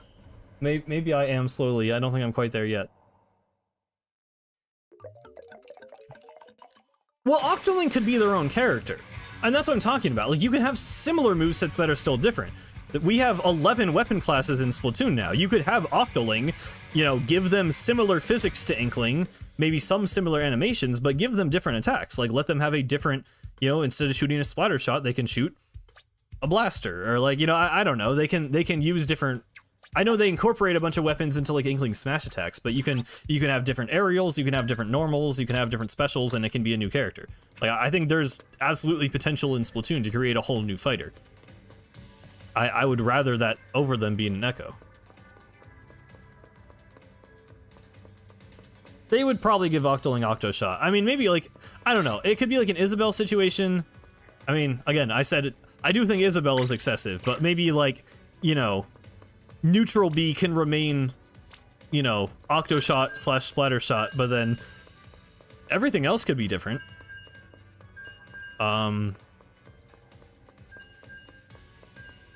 I don't know. Like, I mean, they could represent more modern, you know, Splatoon mechanics. You could do, like, Splatanas and Stringers. There's no Charger in the Inkling moveset, which I always found weird. I mean, like, I get it with how they implemented the other weapons, there wouldn't really be a place for Charger, but I feel like Chargers, you know, are a very iconic part of Splatoon. Maybe that could be the side B. I don't know, that would be a really unique move for Smash, I feel like. So that's an obvious choice. The Smash attacks could all be different. I don't know. Oh yeah, I mean, I'm kind of a Pokemon hater, so I wouldn't care if there were like, I feel like Brawl Pokemon is a good selection, right? Because you have Pikachu as his own character, because yeah, Pikachu is like the iconic Pokemon, and then you have Pokemon Trainer, and then Lucario. I like Lucario because Aura is a really unique mechanic, and his moveset feels really unique. So I'd say keep Lucario. Like, literally just the Brawl Pokemon. I don't think we needed anything beyond the Brawl Pokemon. Incineroar's kind of cool, but I just don't care about Incineroar as a character, I guess. It feels like a kind of a random one. Like, Sun and Moon already like weren't relevant when Ultimate came out, so Incineroar felt like a really weird pick, honestly. I don't know.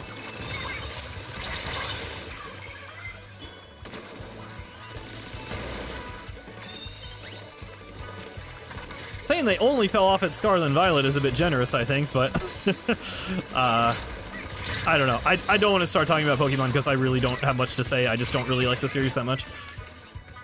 No, cut Pichu. Pichu has no reason to be there. What do you mean more honorable? Pichu was better. Pichu's not more honorable. Pichu was like meta. Pichu's an asshole. I hate Pichu. No, absolutely not. Oh my god. I mean, Pichu might be like, or not Pichu, Incineroar might be relevant to the gameplay, but it's not like a relevant character. Like, I don't, no one but Pokemon fans were thinking about Incineroar past, like, the year Sun and Moon came out. I know, because I played it, and I stopped thinking about it.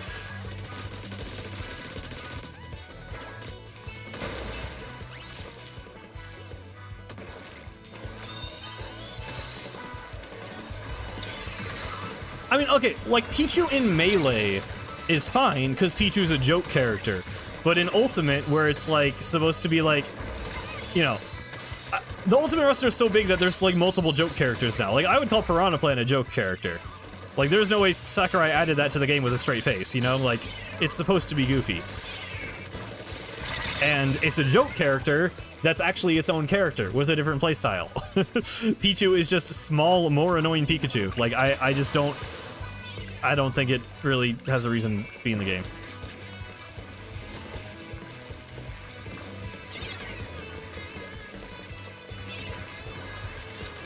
Well, yes, it's because I don't care about Pokemon, but Smash is like a celebration of gaming icons. Like, I can respect most of the fighters in Smash, even if I don't care about their game, because I'm like, okay, this was like an important... Like, I don't give a shit about Dragon Quest, but Dragon Quest is huge in Japan. It's like the RPG. So, like, yeah, Dragon Quest in Smash makes sense.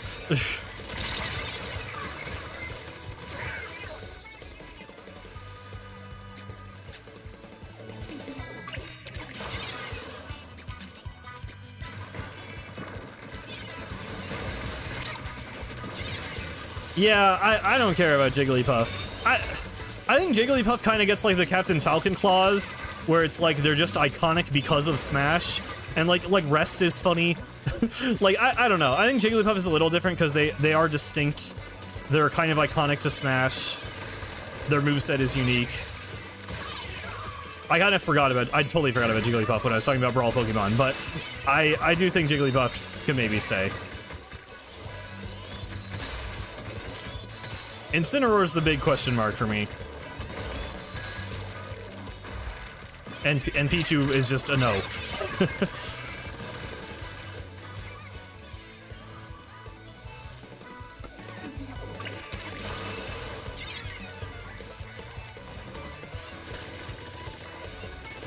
I mean, I don't really know what relevant means. If the Pokemon didn't appear in that game, why would they be relevant to the next game? Like, Incineroar isn't, like, highly featured in Sword and Shield at all. Is Incineroar in Sword and Shield? I don't even know. I played that game. Like, I don't know what relevant... If you're talking about, like, competitive Pokemon, then that's a whole different conversation, but I don't think... Like, I don't care. Like, I don't know. I don't feel like... Like, most Pokemon fans, I don't think are really that invested in competitive, I think. That might be an incorrect claim, but I feel like most people playing Pokemon are 10-year-olds who get Pokemon for Christmas.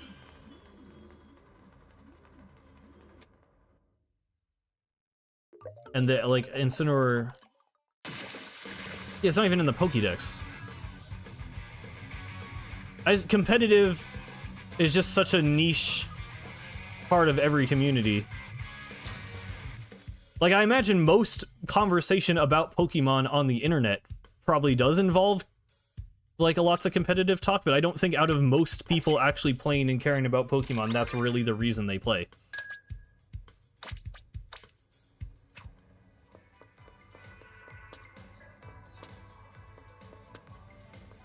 This just became like an Incineroar hate stream. I don't know. I didn't think the Smash conversation would go this deep, but like I said, I do have a lot of thoughts about Smash. I get very into Smash hype and speculation and stuff.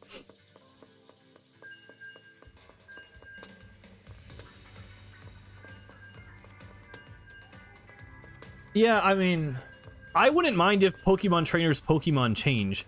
I mean, I think Charizard has to stay. I think Charizard is iconic. But I would not care if the other ones changed. I don't know. I don't feel like Squirtle and Ivysaur are particularly, like, iconic.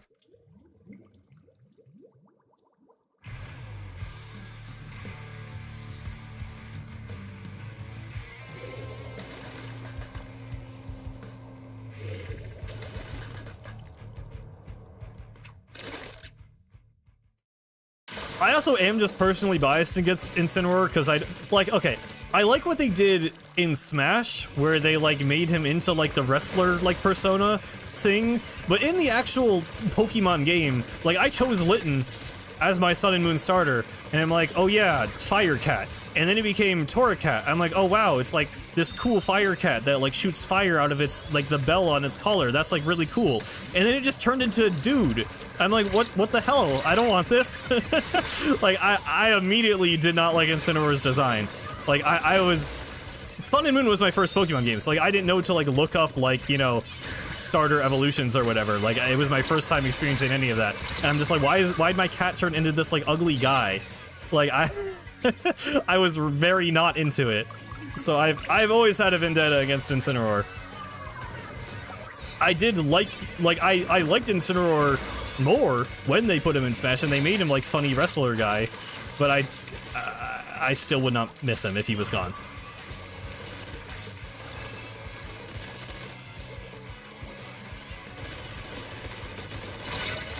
That was not as good as it could have been.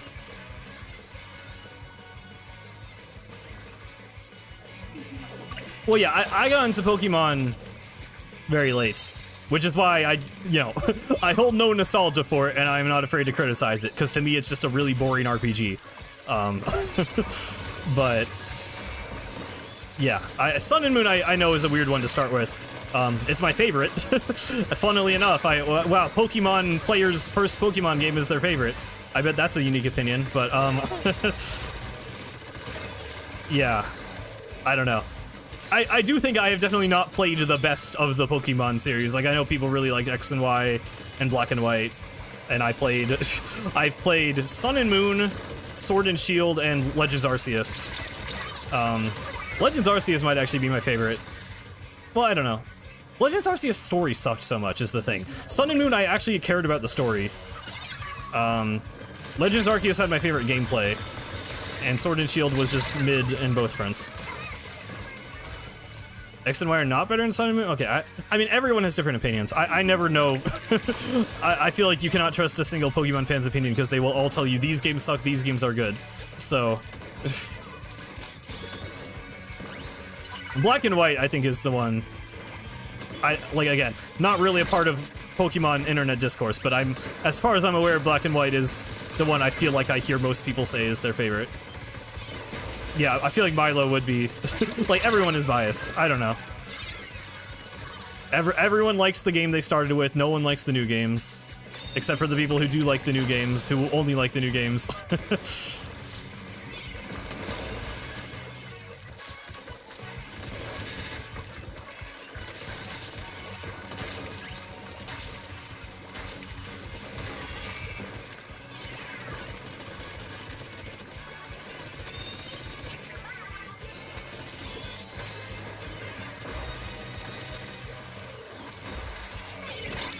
Oh god.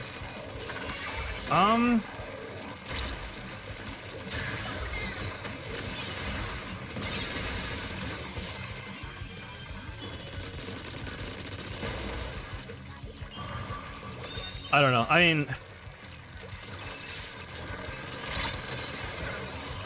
my thing with Pokemon is, like, it's just not fun. I just don't find the battles fun, and I don't care about the Pokemon designs. Like, I think if Pokemon, like, creature designs were actually appealing to me, I might care a lot more about the series, but the entire, like, creature collection aspect is just completely lost on me, because I think 99% of Pokemon are just ugly. So, it's really hard for me to get into any of the games.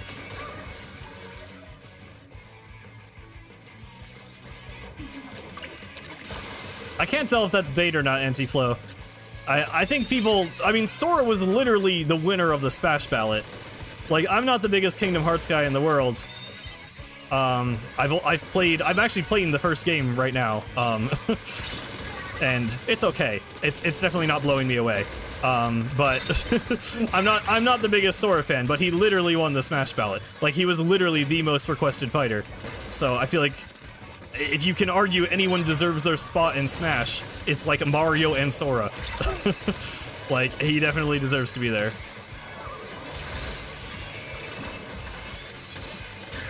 I messed up that animation. The animation? I messed up the move. I don't know why I call it an animation. my brain is just melting right now. I don't know. I think Sobble's ugly, bro. I don't like Sobble. I like Piplup.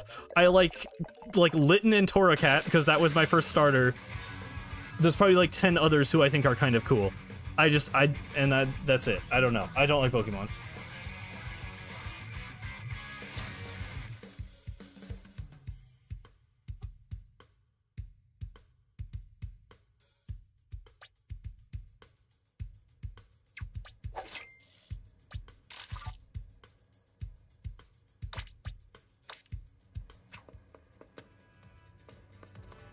Yeah, I mean, the difficulty is the big thing. Just the whole setup of Pokemon is like, there aren't actual boss fights. Like, the gym battles aren't boss fights. You're just fighting multiple normal Pokemon in a row. Like, I feel like a boss fight in an RPG is supposed to be this, like, a knowledge check, where it's like, use all the tools available to you to, like, overcome this more difficult challenge that is also, like, visually distinct from the rest of the game. Whereas Pokemon gyms are just like, okay, use the objectively correct type of character. Just, you know, use the type that beats the type of the gym, and you just wipe all of them because you are just objectively advantaged.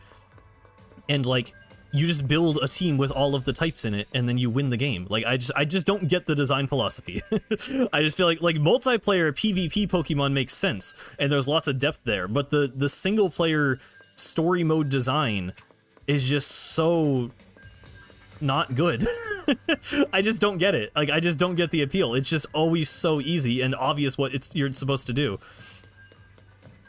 Yeah, no, like the Luzamine, I don't know if I mentioned this on stream. I've complained about it somewhere before, but yeah, Luzamine in Sun and Moon, like, transforms into this, like, monster thing in the cutscene, and then it just throws out a Pokemon, and it's so dumb. It's so stupid. Like, that's one thing Sword and Shield did right, is they actually let you fight Eternatus, and it's an actual boss fight with a single enemy with a big health bar and a spectacle, you know? Like, there's actually, like, effort put into it. And I don't want to say I don't even know if it's, like, an effort problem, but the other games are just, like, it's just weird. I don't want to fight a team of Pokemon. I want to do something, like, interesting. I don't know. It's just, and then I feel like all Pokemon games kind of suffer from that, because then Legends Arceus, I liked the gameplay of it, where you're exploring this open world with your Pokemon and doing interesting things, and by the way, the game has boss fights, but 99% of the open world is just Pokemon. Like, that's all they do. They just design hundreds of Pokemon, and then they're like, okay, well, now we don't have time to put anything else in the game, so the whole game is just Pokemon battles. Like, every route is just walking down a hallway and fighting wild Pokemon, and then you get into trainer fights, and you're fighting Pokemon, and then you get into, you know, gym leader fights, and you're fighting Pokemon. Like, it's so boring and repetitive. I don't know. I can't get into Pokemon, because the whole game is just the same thing. Every single battle is just the exact same thing, and you just choose the right answer. It's like like a survey. It's like a quiz. Like, it's not even like a fight. It's just like, do you fight fire with water or grass? I think it's water. Oh, you're right. Okay, you one-shot the enemy. Like, I'm sorry. I'm such a Pokemon hater. I don't get it. It's just not fun. It's not fun at all. I'm sorry to any Pokemon enjoyers watching the stream, but I don't know. Oh my god. Yeah, like, I don't know, like, I feel... Like, I like to think that most people that are so invested in it are there for, like, the story, or, like, the anime, or the competitive aspect of it. Because, like, if you're just playing it as a casual RPG, I just think... Like, I don't want to say people are just nostalgia blind, but there's just so little depth to it. Like... I don't know. I don't get it.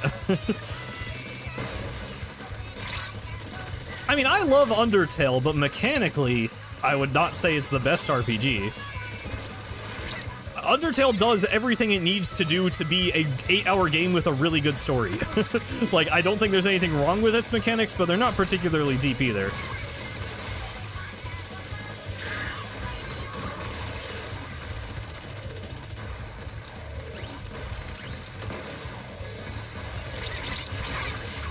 But I don't know, like, I'm not trying to be like an RPG elitist, because I just don't love RPGs in general. My favorite RPG is Paper Mario, so I don't know, that probably tells you what you need to know about my taste in RPGs, but, you know, I would be more interested in, like, a classic RPG. I tried playing Chrono Trigger, I did not finish it, but I'd like to finish it someday. Chrono Trigger was cool.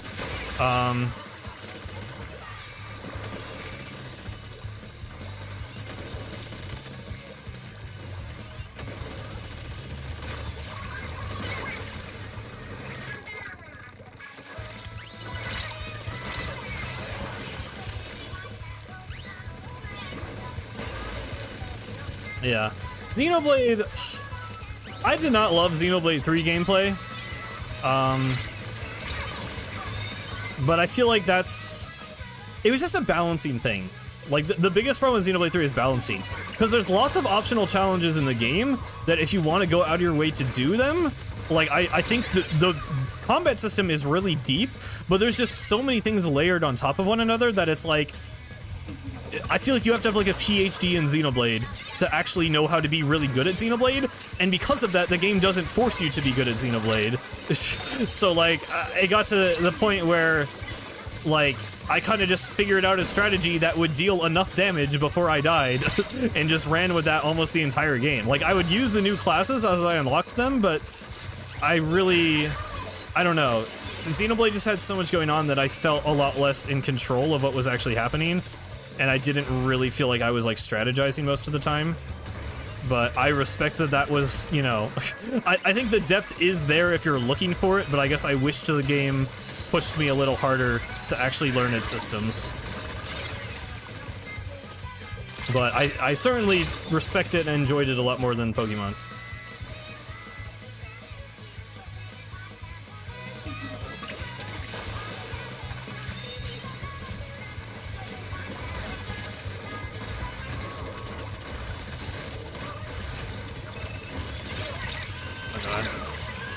Yeah, I'm getting a lot of Seasours. It's interesting. Yeah, I need to, like, actually see, like, Atlas RPG gameplay. Because, like, I know Persona is really popular, but all the Persona gameplay I've watched has, like... It doesn't look interesting to me, and I feel like I'm just not getting it. Like, there's probably more going on than I realize, but I don't know. I feel like a Wojak. Yeah, I don't know. I don't think it's a game I would be all that interested in, but it looks more interesting than Pokemon, I'll give it that.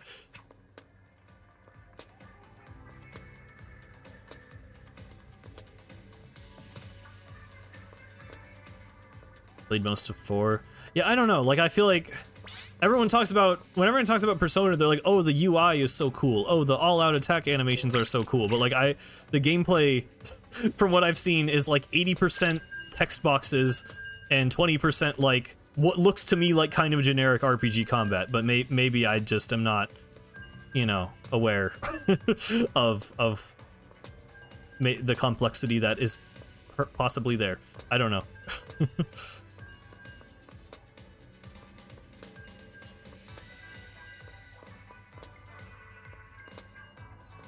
Yeah, I mean, I was playing Xenoblade for the story. Like, Xenoblade, the exploration was good and the story was good. So, I mean, I was captivated enough to, you know, I didn't do everything. Like, I definitely didn't go out of my way to do a lot of stuff, but I finished 3 with like 80-something hours. So, like, you know, that's still a lot of game to get through.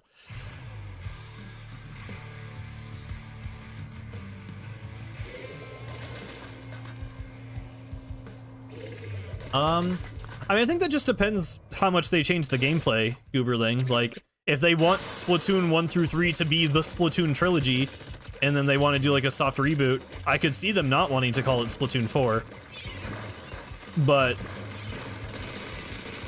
I don't know. I guess I don't... I wouldn't have an opinion on that until I actually saw the game in question. If Splatoon 4 is just Splatoon 3 with extra steps and they didn't call it Splatoon 4, yeah, that would be kind of weird. I do really like the story modes having their own names, though. I do wish Octo Expansion had more of, like, a title than just Octo Expansion. I mean, it works, it makes sense for what it is, but, you know, like, Return of the Mammalians is kind of the first actual title of a story we've gotten. Apparently, Octo Canyon does have a title in Japanese that they just, like, never localized for some reason. I forget, it's, like, something about, like... It's like the something sister, like the lost sister. Like, it's obviously talking about Callie, but for some reason that actually did get a Japanese title that they just never put in English. But yeah, I hope that continues to be a trend, at least. Oh my god. And I would count Side Order. Side Order, I mean, I don't know. It's kind of just a Splatoon pun about order. It's not exactly that creative, but I guess it fits. Oh god. I wouldn't say it's not creative, but, you know, it's not much of a story title.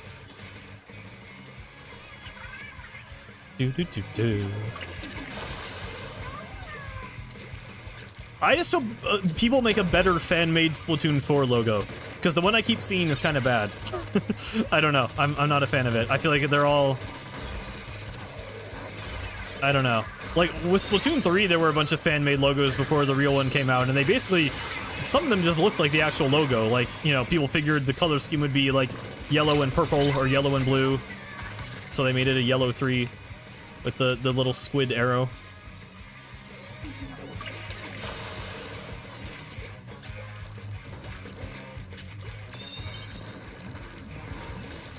I mean, they can do different shades of the same colors.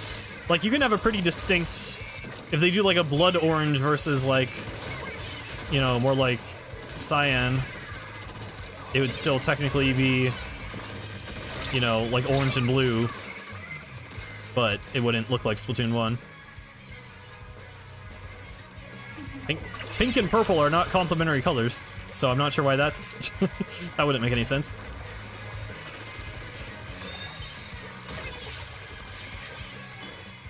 Oh yeah, you're right. There wasn't a different Splatoon title logo for Return of the Mammalians. That's kind of weird.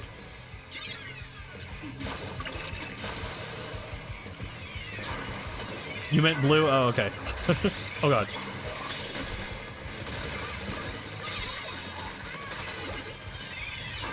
Yeah, they can also do a pink and like light blue. I don't know. I mean, it doesn't really matter. But I'm sure they'll figure it out.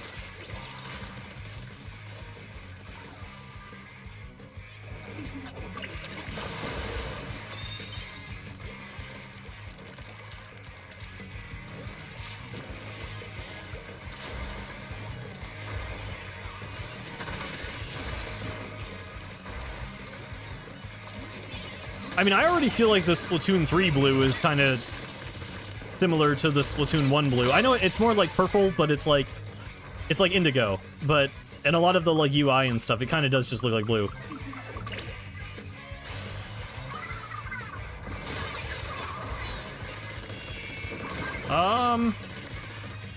Okay. I should have probably just kept looking forward. Brown and dark yellow.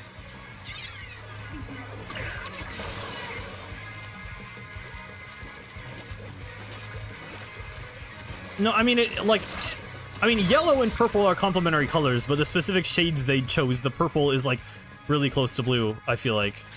But, it depends on the lighting, and it depends on, like, if it's the ink or the UI. I don't know. It's less defined, like, Splatoon, you know, Splatoon 1 is orange and blue. Splatoon 2 is green and, like, magenta, I guess. Maybe pink or magenta is the argument there, but it's still, I don't know. I feel like Splatoon 3s are as a weird... I don't know. It does not matter. It's just the very specific colors they chose. Oh, wow. Okay. Nice rush to the end. I'm surprised that worked out for us, but I guess it did.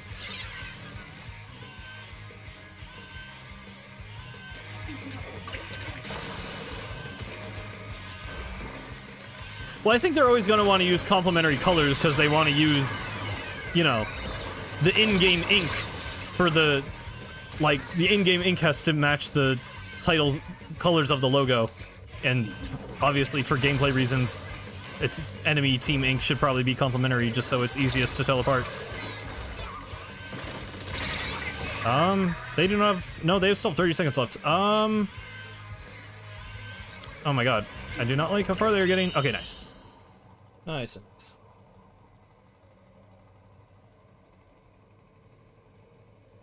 Ugh.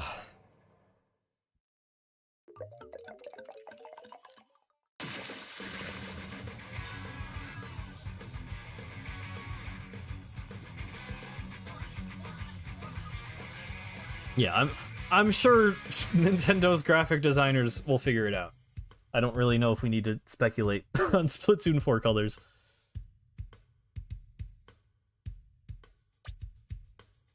It'd be funny if they just rotate. Like, we just go back to orange and blue for Splatoon 4. I don't necessarily want that, but... I don't know, Team Past or something.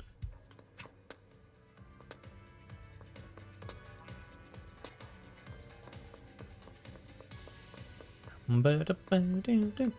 mean, yeah, it's fun to think about. I just don't have much to say, I guess.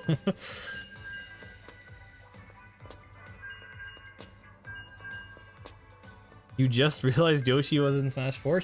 He's in the trailer, or not the trailer, the opening cutscene, isn't he? Like when Master Hand brings them to life, isn't it Yoshi?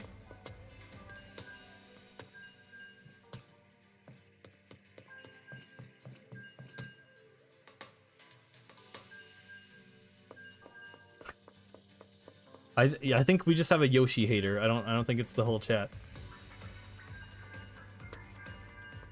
Entire game isn't black. Actually, well, no.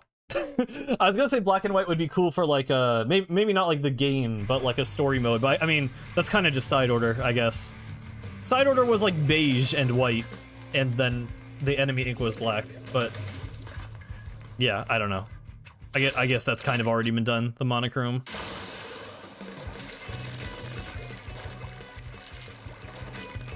I mean, how often are you playing Smash 64, Anti-Flow? Like, That's not exactly at the top of most people's minds nowadays, I imagine. I don't know if that's a Yoshi problem, it might just be a Smash 64 problem.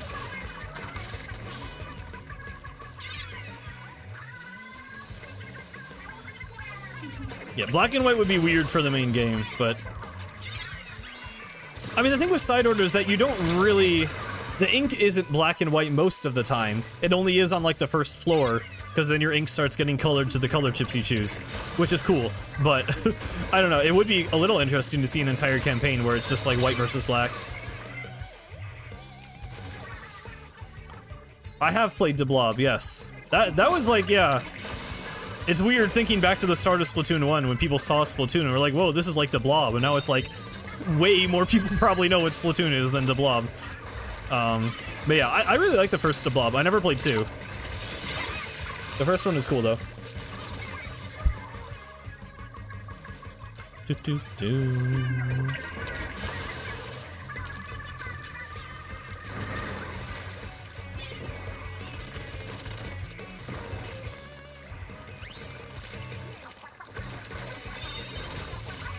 just constantly blind people with splatter color screen as they play the entire game.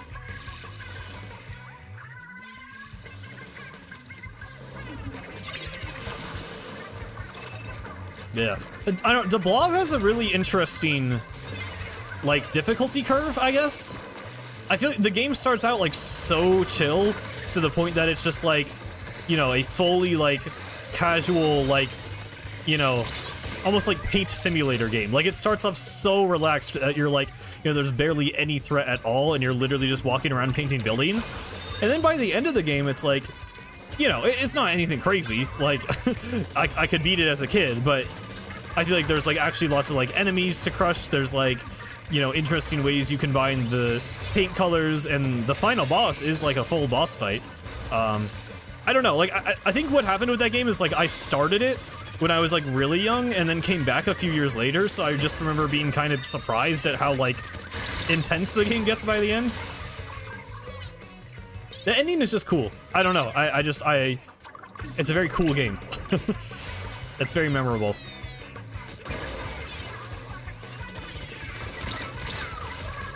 It's just I don't know. I really like games like The Blob, where it's just like they have a simple idea and they just run with it through the whole game.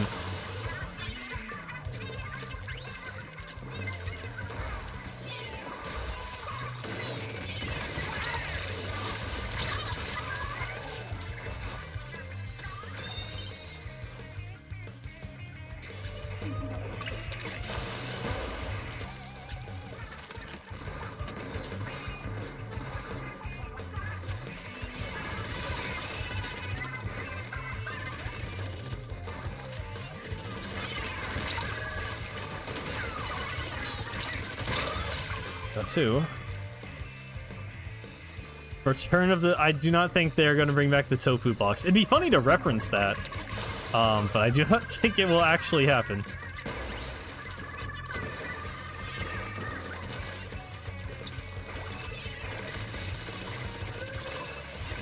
They should have, like, Anchovy Games make a new studio. Because, I don't... That's another weird minor... Well, I don't understand another... A weird minor Splatoon trivia is that the Anchovy games in Splatoon 1 and 2 are two entirely different studios, and they just built the second one to look exactly like the first one. So in Splatoon 4, they should build another studio in whatever city we're in that also looks exactly like the other ones, and there should be, like, the tofu prototype just on one of the screens.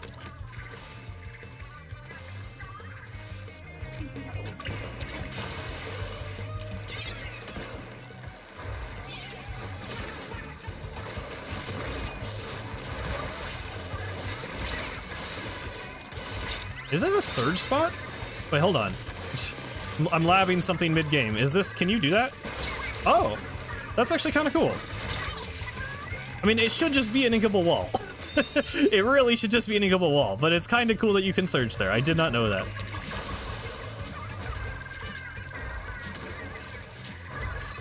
I don't like the rabbits, man. I don't know.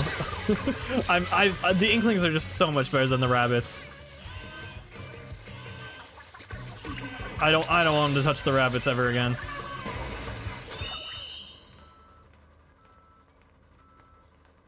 Imagine how the course of my life would be different if Splatoon had rabbits instead of squids.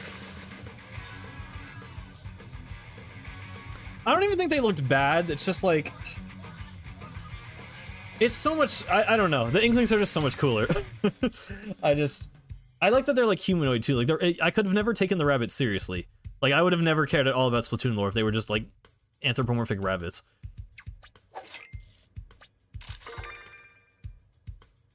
Rabbitlings. It's just weird. Like... I don't know. It's so interesting, Nintendo's thought process sometimes. Cause, like... I really like that they, you know... They're very gameplay first, to the point that they would make something like the tofu prototype. You know, before even imagining at all what the characters of the game would look like, they literally just have, like, hitboxes and paint. But it's so weird that they thought to have rabbits diving in ink before, like, squids. Like, just in retrospect, it's like, how was that what came to mind first? And I know they've explained it as, like, you know, they could have like black rabbits and white rabbits so you could tell the teams apart, but like, it just, the Inklings make so much intuitive sense now that it's so weird to imagine that they like anything else was used first. Shadow Generations was great, Anti-Flow. I actually was kind of blown away by it. Like, it was way better than I thought it would be. I haven't played a ton of Sonic games, but it's my favorite one. Especially the Shadow part of it. Sonic Gens was pretty cool too, but the Shadow part was very, very good.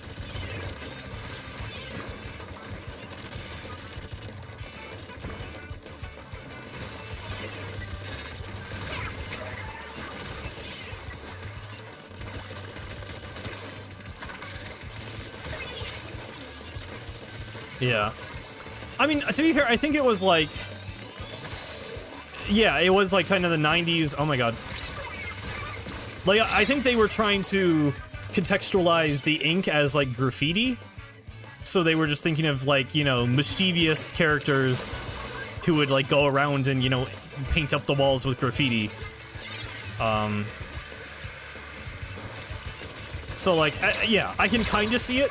Just with the whole fact that you like sink into the ink and like become liquid. Like, I just feel like that would have been so much weirder if it was a rabbit than a squid. I don't know. Yeah, and rabbits being territorial. I mean, I get it. I'm just so glad it wasn't the final decision they came to. I meant to grab this, actually. Oh my god. Wow, I messed up that movement so badly. It is not even funny. Really? From there? Oh, it was you. Okay, that makes more sense.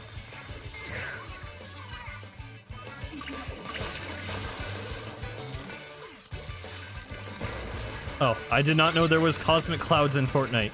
That is kind of funny.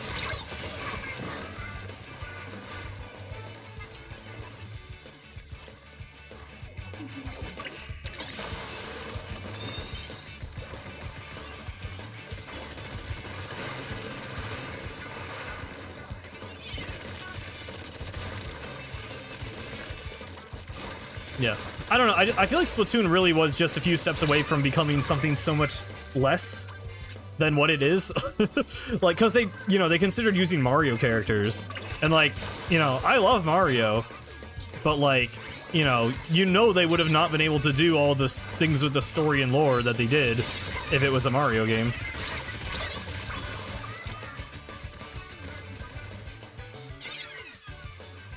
It probably wouldn't have been like, you know, Squid Sisters or any idol characters.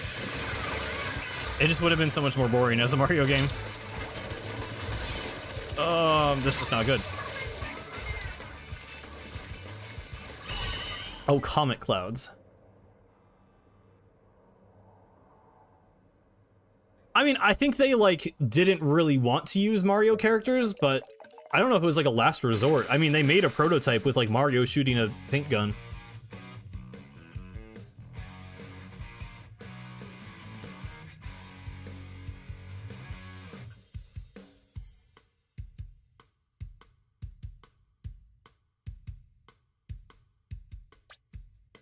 I'll be real, Anti-Flow, I don't know much about Fortnite or rappers, but I know who Snoop Dogg and Ice Spice are, and not who those other two people are that you mentioned, so they might just be more famous.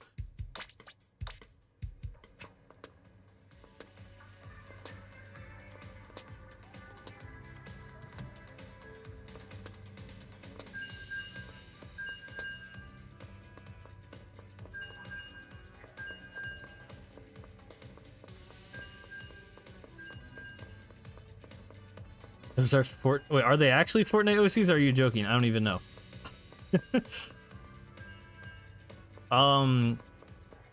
But yeah, I don't know. I still want to make, I like had this idea for a video that I've mentioned a few times where I just want to talk about why I still really like Splatoon 1 and especially the single player. And I do want to make that because there are so many things just thinking about Splatoon 1 and like, I don't know. I just really like how experimental and weird it is.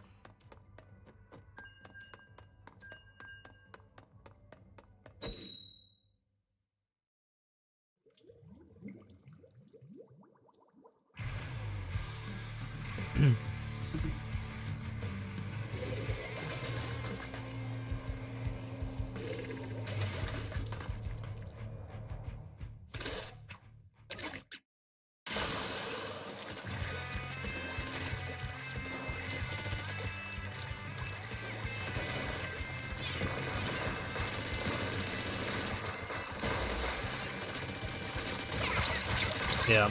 I also just, like, I mean, Splatoon being a new IP for Nintendo, like, I don't know, normally if you slap Mario onto something, it's going to sell better, but I really do think Splatoon being a brand new thing, like, did get a lot of eyes on it right away.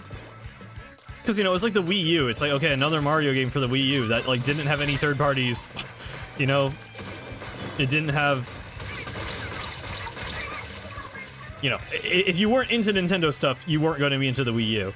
So, I don't know if you would be into Splatoon, but at least there was, you know, it was a whole new, fresh idea. I mean, lots of people did get Wii U's for Splatoon.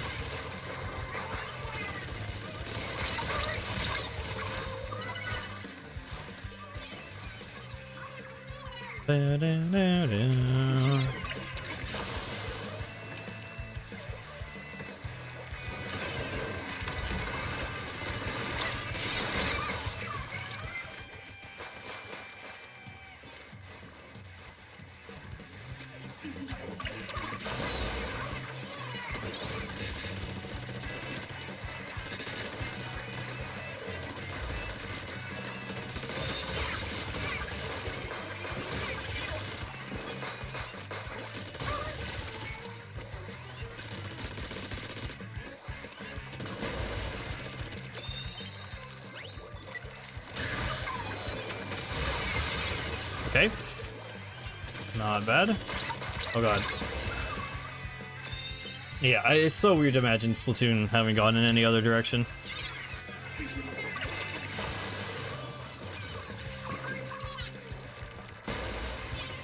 I really am excited to see where it goes next, too, because, like, I don't know.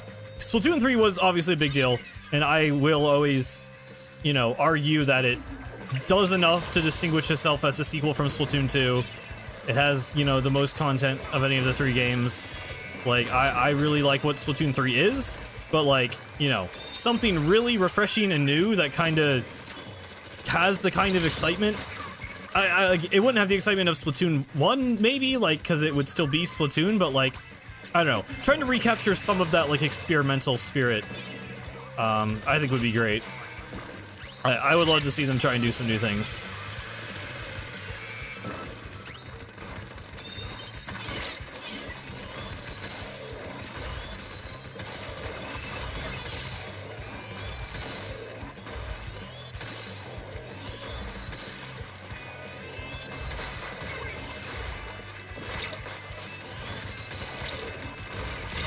Okay.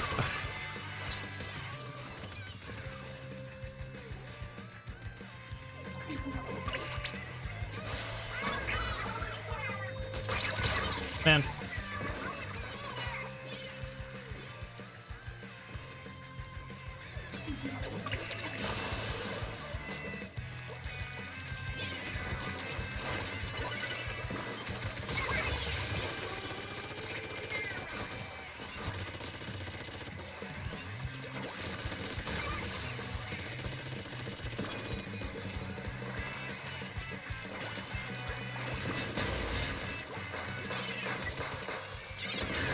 That was, okay, a little slow in the splashdown there. I had the idea. Man. I've been trying to focus a little more. This game is annoying. They, like, keep going way up into our spawn. I may have to switch off this weapon. Yeah. I mean, really, if Splatoon 3 had a single player I liked, I feel like I would genuinely, like, not even mind my gripes with multiplayer. Like, that's why it's so weird to me that how disappointed other people are, honestly. Because it's like, if you like Return of the Mammalians, I feel like Splatoon is such a great game, or Splatoon 3 specifically. Like, my main disappointment with the game is the single player, and everyone else says the single player is good. So it's like, then why do you not like it? Because that's the only bad thing. But I know that's obviously not how other people feel, but, like, that's genuinely, I don't know, that's why I've always been kind of confused. Just the whole content cycle stuff. I just don't feel like any of that is as big of a deal as people make it out to be. Yeah, yeah, that's true. At least we get a lot of single players. It can be a little hit or miss, but...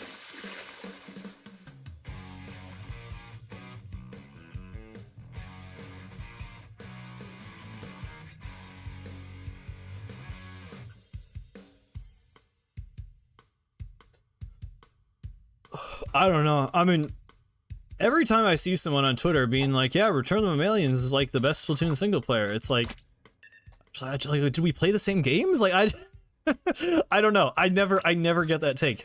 And it's one a lot of people hold. And I just don't get it. I just feel like it's, I can't say objectively. I can't say it's objectively not true, but it really feels like it is in my mind. Yeah. Well, it's always like, I just feel like I see it from a lot of people. I don't know. I don't know if it's a thing where it's like I'm being annoying and like assuming that other people are wrong, but I feel like it's people who like played Octo Expansion in 2018, then didn't play Splatoon for 4 years, and then played Return of the Mammalians, and it's like, oh yeah, this is the best Splatoon. And it's like, I almost feel like I in my mind, I'm like, did you just like forget how good the other ones are? Like, go back and try again. Like, but like, I don't know if that's just me being annoying about it, but like, I feel like I could never say that to someone, because that would just be like me being like, you know, my own bias. But like, I just cannot comprehend how anyone could play Octo Expansion or Return of the Mammalians back to back and think Return of the Mammalians is better. I don't know. I just literally think the levels are worse.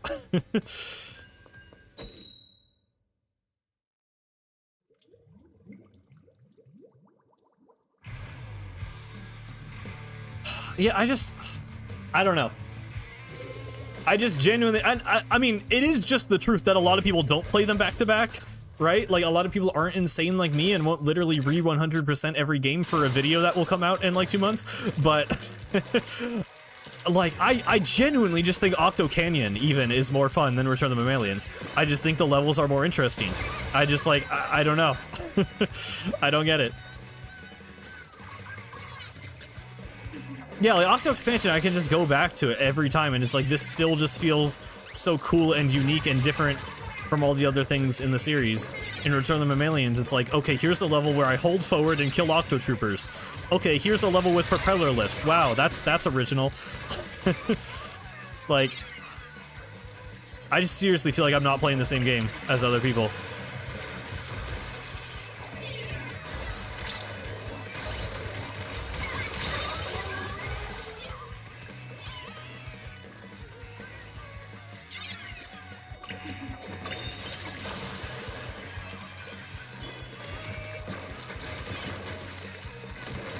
Yeah, I think boss fights are more debatable.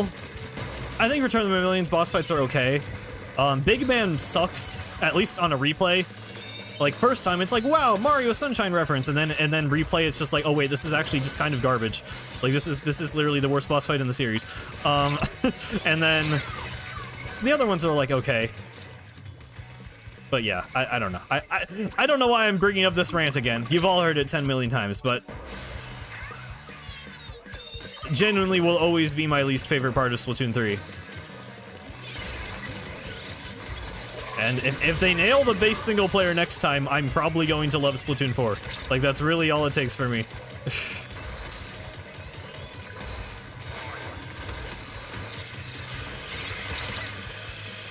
Octonozzle is like one above Big Man, I think. Actually, I made a tier list. I literally did this. Hang on, let me check.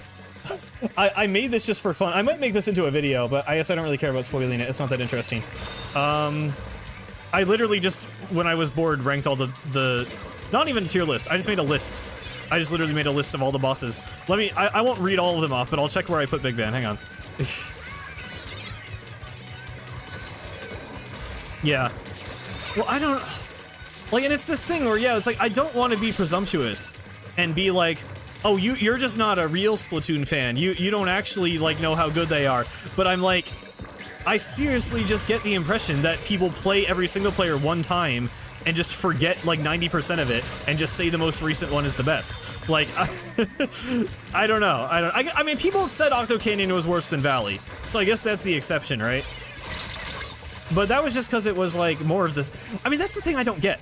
Everyone bashed Octo, like, everyone and their mother said Octo Canyon is too similar to Octo Valley. And then Return of the Mammalians comes along, is like the least original campaign in the series, and everyone loves it. Like, I just don't get it. I just, it doesn't make sense to me. It's more similar than everything else was. Octo Canyon had more original ideas than Return of the Mammalians. So I just get the praise, like, I just don't get it. I genuinely, like, I've never heard someone, like, articulate why Return of the Mammalians is great in depth. And maybe that's on me, maybe I just need to watch, like, a review or something, but, like, I've just genuinely never heard a counter-argument to it besides people just saying they like it. So... It's genuinely just a gap in my knowledge. I don't know the other side because I've never heard anyone explain it.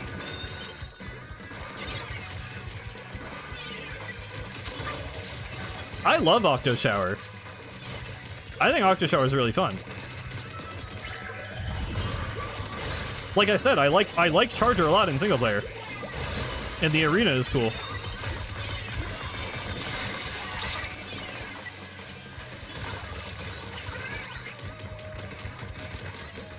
You believe OE Toaster is harder than Inner 3? I don't know about that. It depends a little bit on the weapon you're using. I mean, it's up there in difficulty, but not up there in difficulty. Ranking every Splatoon boss fight. Hang on, here we go. Oh, okay, I actually did put one lower than Big Man. The one fight I think is worse than Big Man is the Octo Expansion Octo Samurai fight. Where the one where you're in the baller, and it's like a sumo match. I just don't think that's remotely fun. It takes way too long. You can get like just one shot off the map for a tiny mistake. He takes like a million hits to die. It's not fun.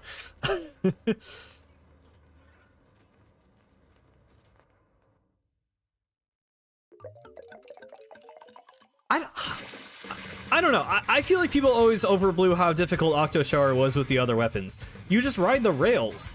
Like, did people not know that there are ride rails on the edge of the arena? You just ride the rails and, like, shoot at the octocopters. I don't know. I don't remember struggling with it, really. Side order, okay.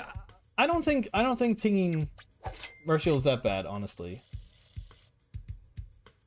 I think once you, because if you hit it, I didn't know for the longest time that you're like supposed to hit it into the bumper. Like, it does a bunch of damage when you hit it into the bumper. So obviously that also sends it flying, but like, I think a lot of people are trying to avoid the bumpers, and that actually makes it take longer.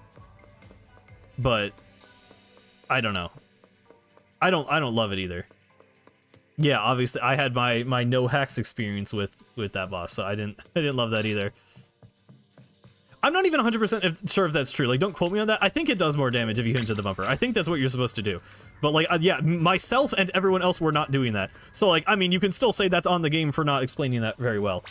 But I think the fight is better once you know that. Okay, so let me... I'll just read off my list. Why not? If I ever make this into video, it'll be, like, not soon. So, I had OE Octo Samurai at the bottom. Then I had Big Man. Then I had Octo Expansion Octo Stomp. I'm not a big fan of the Octo Expansion... oh my god. The Octo Expansion boss refights, which for some reason just broke my brain trying to say that. I'm not a big fan of them. I think... Like, the Octo Shower is just easier with Inkjet, and then all the rest... I think the Oven is kind of fun. The other two I really don't like. So yeah, I put Octo Stomp that low. It takes so long. It has so much health for no reason. You're just shooting at the buckle on its face for like 10 years, and it's like... I don't know. it's just... And the bubbles are annoying. Like, it can... Right, it shoots bubble blower bubbles out of the side of it during the phase when you're supposed to be climbing up it, and like... It's just annoying. It just makes the fight take longer. Like, it's not like a difficult attack to avoid. It just makes it so you can't ink the wall, and it's annoying. Yeah. I mean, I wouldn't say they aren't unique. Like, Octo Samurai is very unique compared to the original. If they just made Baller do more damage, I wouldn't have nearly as much of a problem with it. It's just the fact that you have to hit it like 20 times and you can get one shot that makes it feel like bullshit. And it's just not fun. Okay. Let's see. So that's number 23. There are 25 boss fights in total. Number 22, that's where I had Splatoon 1 Octo Nozzle. It's just kind of boring and really easy. Just not a great fight. Next I had Splatoon 1 Octo Whirl. Octo Whirl is like cool, but once you know what to do, it's just really easy and not very replayable. Oh, instead of me making a whole new boss. Yeah, I mean, Obviously, ideally, it would have had fully new boss fights, but I mean, that's what's so crazy about Octo Expansion is like I don't even feel like it's missing content. I mean, it has 3 unique boss fights if you count the Agent 3s as different ones, and Commander Tardar. So like, that's not a bad amount of boss fights. It's less than every other Splatoon campaign, but it doesn't even feel like it's missing anything despite that, which I think is, just a testament to how good all the normal levels are. So yeah, number 21, I had Octo Whirl. It's just kind of a whatever boss once you know how to beat it. Number 20, I had Parallel Cannon. It's just kind of boring. It's just like, I think I've complained about Parallel Cannon a number of times. It's just like, you just shoot them out of the sky. Like, again, once you know what to do, it's just really easy. They're supposed to, like, scale according to your palette, but it never really feels like that's actually the case. It's pretty much the same thing every time. So, not super into that. Number 19, I did have... I still actually don't know how... Is it Pinging Martial? Martial? I don't even know how to say it. Pinging Martial? The ball one. The ball one from Side Order is number 19. It's okay, but it's not that fun. Number 18, I had Splatoon 2 DG Octavio. I think we all know why. It's just kind of a worse version of Splatoon 1's. It's really easy, not that engaging. Pretty bad for a final boss. Number 17, I had Splatoon 2 Octo Samurai. Specifically when you fight it with the roller, it's really cool. Obviously on refights, you can just totally melt it with like the splatter shot and the dualies. So hit or miss with other weapons, but with the roller, which you have to use on the first playthrough, it's pretty cool. Number 16, I had Octo Expansion Octo Shower. Fighting it with the Inkjet is cool, but I think fighting it with the Charger feels a lot cooler. Like, I just think with, the idea that the Octo Expansion... I feel like it's been so long since I've heard clickbait in-game. Okay, sorry, that distracted me. To me, the Octo Expansion fights are supposed to be more difficult versions of the vanilla boss fights, and fighting the Octo Shower with the Inkjet, at least for me, is just way easier than with the Charger. And you kind of can just ignore, like, the interesting terrain and the dash tracks. Like, when you're playing with the Charger, it's like you have to climb up these towers, you can launch yourself into the air with the dash tracks, and, cool store charge shots on it. Like, it's just a much more engaging fight to me. I just feel like with the Inkjet, it's like, you are right next to the octocopters, so you can just shoot them out of the air, then when it uses Stingray, you just swim. And it's just the same thing. So, I personally feel like it's honestly a downgrade. From the original. 14, I had Splatoon 3 DG Octavio. I am putting it above the final boss of Splatoon 2, because the shockwaves are cool. The fact that it actually incorporates Small Fry is cool, which no other boss fight... I mean, I guess Grizz does, and Shiver does if you don't have a bomb, but I really wish Little Buddy was used more for the boss fights, and I really like how he was kind of cleverly used. Even though it's really easy, I just think it's a clever fight. I'm a fan of it. Number 13, I had Splatoon 1 Octo Stomp. It's easy, but it's a classic. It's a pretty cool design. I like that you have to actually, like, climb a wall. There's not too many bosses where you actually have to climb walls. And I like climbing walls in Splatoon. I like inkable walls, so I appreciate it for that. Immediately above that, I put Splatoon 2 Octo Stomp. Because I do think it's a better fight. I mean, it just has more attacks. It's more interesting. It's kind of funny with, like, the dialogue. And, like, Marie and it saying, like, I'm back with the coat, whatever it was. I don't know. More visual flair. More attacks. It's just a bit cooler. Number 11, I had Splatoon 2 Octo Oven. Octo Oven to me just kind of feels like an evolution of Octo Stomp. Like, again, it's climbing walls, but it's also, like, jumping between platforms. It's pretty easy, and it's weird. I don't know, the spectacle of Octo Oven has always been really weird, because it's like, why are we fighting a giant toaster oven? Like, that's just... I don't know. Once again, Nintendo's thought process just kind of amazes me, because it's like, okay, we have, we're fighting an army made out of, like, octopuses. What do we use as, like, their big weapon? I know, giant bread. Like, I can't, I don't understand what goes through their brains when they're designing the characters of Splatoon, but, you know, I respect it, and it's a fun fight. So sure. Number 10, I put Octo Expansion Octo Oven, because it's the same fight, but it's actually hard, which is a good thing. I think the difficulty is actually really well balanced in it. Like, the fact that it actually paints the floor, like, I feel like that's the thing with Splatoon bosses, is like, it's so easy to outpaint most of them, that, like, you're never really going to struggle, like, in terms of moving and dodging their attacks, but Octo Oven actually paints the floor, like, a lot. So it actually makes that something you have to worry about, which is kind of cool. Number 9, I put Mr. Grizz. His fight is like, it's hard to compare, because it is very platforming heavy in a way that's like cool, but for me it's, you know, I think Splatoon 1 Octavio does it a lot better, where it feels like you're actually like shoving the boss backwards in real time, like you're deflecting its attacks. Grizz, I don't really like that it like has to play a cutscene every time he backs up. I think it kind of disrupts the flow of the fight, and it just doesn't feel as cool. You just kind of, you know, shoot the weak point on his stomach instead of like deflecting an attack. I just don't think it's as cool. Number 8, I have normal Agent 3. I've said a few times, especially in reference to Parallel Cannon, but I like the idea of fighting a player AI that actually has HP and doesn't just die instantly. So you actually have to like think about where they're going to be shooting you instead of just like, you know, instantly annihilating them. It is a little awkward in the baller phase because you can kind of just like shoot it or avoid it like really, really easily. And it's a little anticlimactic for how cool Agent 3 looks for them to use the baller. I think it looks kind of lame. But yeah, still ranked pretty high. Still a cool player AI fight. Number 7, I have Splatoon 1 Octoma, which is the 4th boss in the game, and it's really cool. I don't know. I will always hype up this boss because it just has some really cool attacks. The way you damage it is unique. You have to like shoot away its teeth.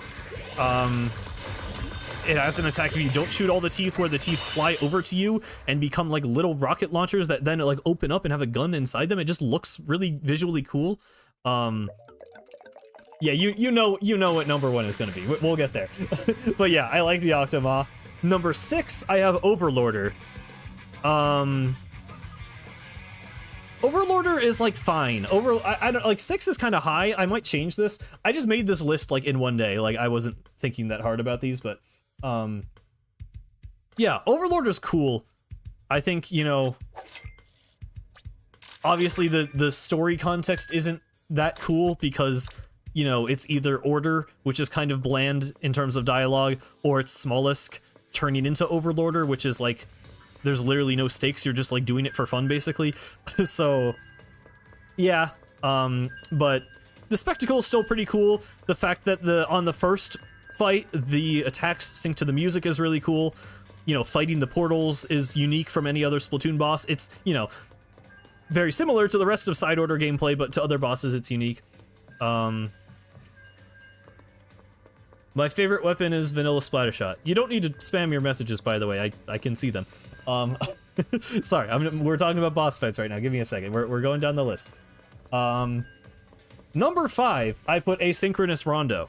I really like Asynchronous Rondo. I think it's really cool that there's the fast strat. If you have a ranged weapon, you just have to take out the glowing layers. I just think it's cool how hard it is. Like, no matter what your build is, the attack where it throws out like all of the splat bombs at once and dealing with like the shockwave and everything, like, Rondo's just really cool. I think it's a very cool, very replayable boss. When I played it for the first time, I said, like, this is one of my favorite bosses in the series, and it's not top 3. I think I might have said it was, like, top 3 or top 5. I have it as number 6. Or number 5. Oh, it is top 5. Okay, well, never mind. I guess it is top 5. But yeah. One of my favorites for sure, but not all the way at the top. And yeah, the weird singing... Yeah, the presentation is really cool. I mean, just like its name even, it's like it's a panopticon, like a, you know, a like prison watchtower, and it has this weird like distorted singing, like there's lots of just cool stuff going on in terms of presentation. And the fight itself is obviously really good. So yeah, standout boss from Side Order. Number 4, I have the Nils statue. I feel like this one's probably pretty debatable. Obviously, you know, I'm very biased because of all the story content. Like, the spectacle is amazing. It's probably the best spectacle of a Splatoon boss fight. Maybe debatable against Grizz and Splatoon 1, but at least a very good spectacle.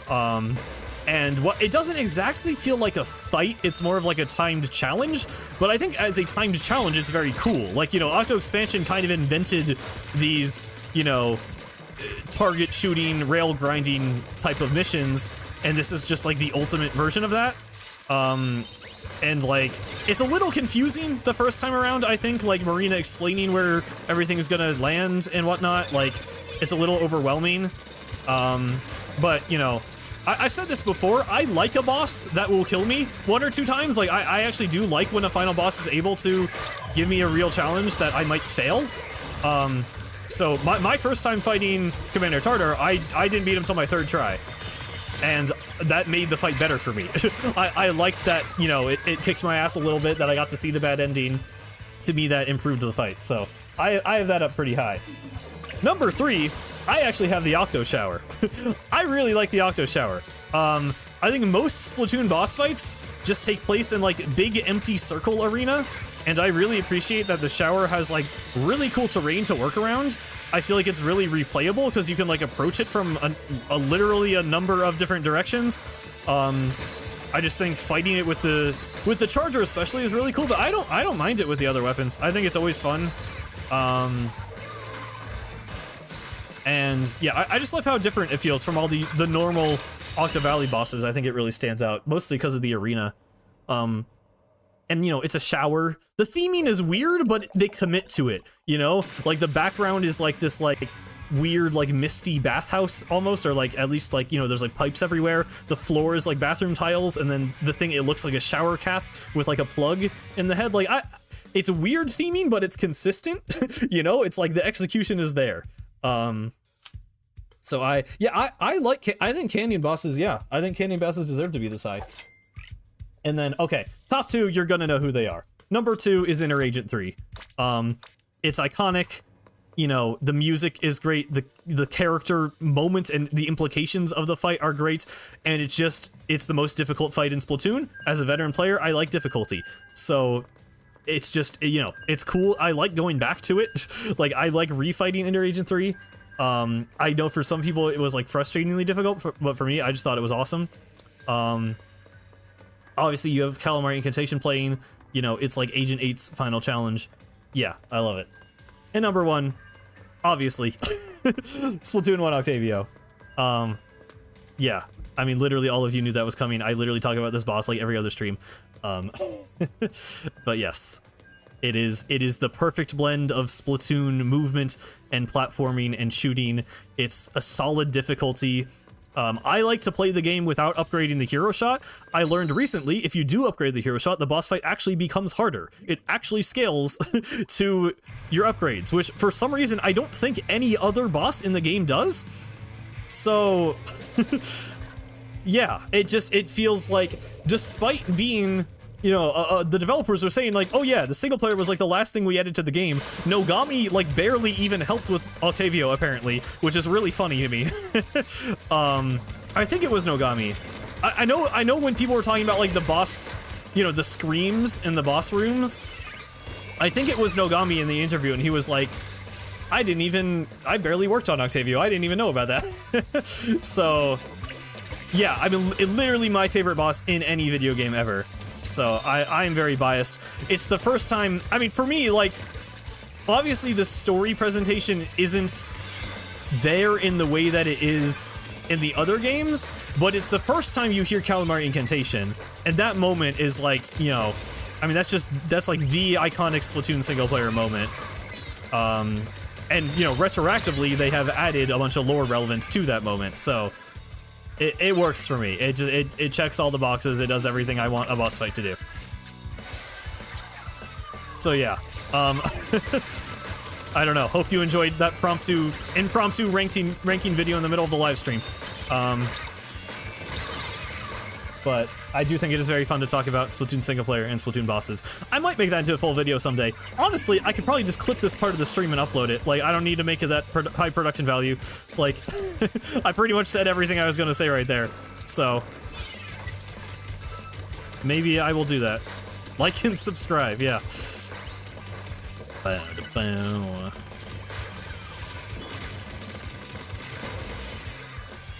The original Splatoon brain chemistry change, exactly, yeah. You hear the radio static and the first few notes of Calamari Incantation come in, and it was, you know, life was never the same after that moment. that was it.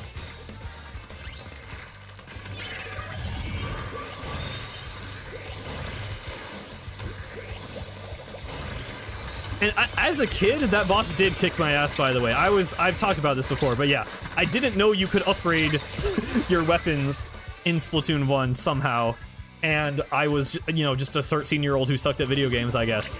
And I died repeatedly on Octavio. So beating it for me, too, was like, you know, it was a real achievement. Like, that was a moment in itself for me. Oh, so yeah, I'm Octavio. Like, forget, you know, don't forget Calamari Incantation, but I'm Octavio is a great boss theme by itself.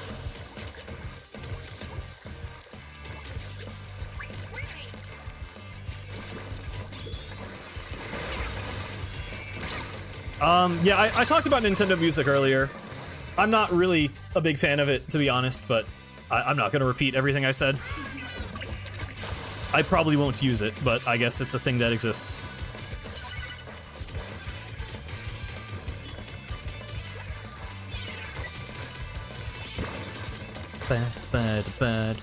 Now.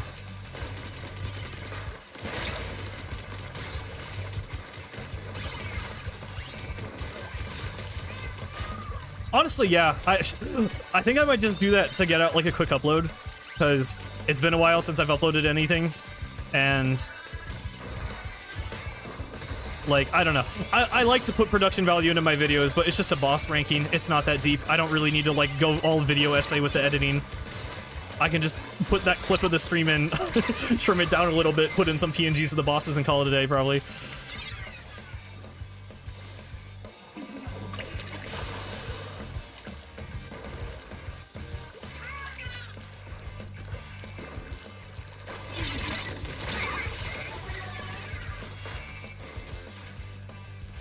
I'm probably not going to include the part where I'm saying I'm going to make this YouTube video in the YouTube video. So I don't know if now is the time to be saying hi, YouTube, but yeah, you guys were here.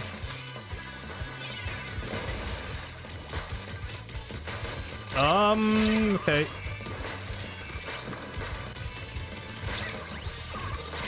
Please do not kill me, Blaster. Oh my god. Well, I'm not going to make it intentionally bad. I'm just, yeah. It can be lower production value.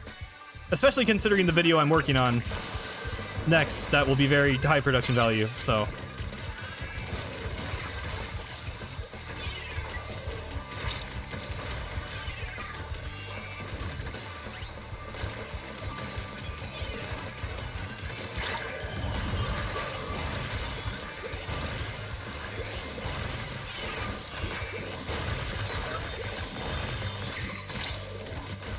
Oh my god. That Rainmaker chase, jeez. Is there a guy there? Okay, we're good. Ooh.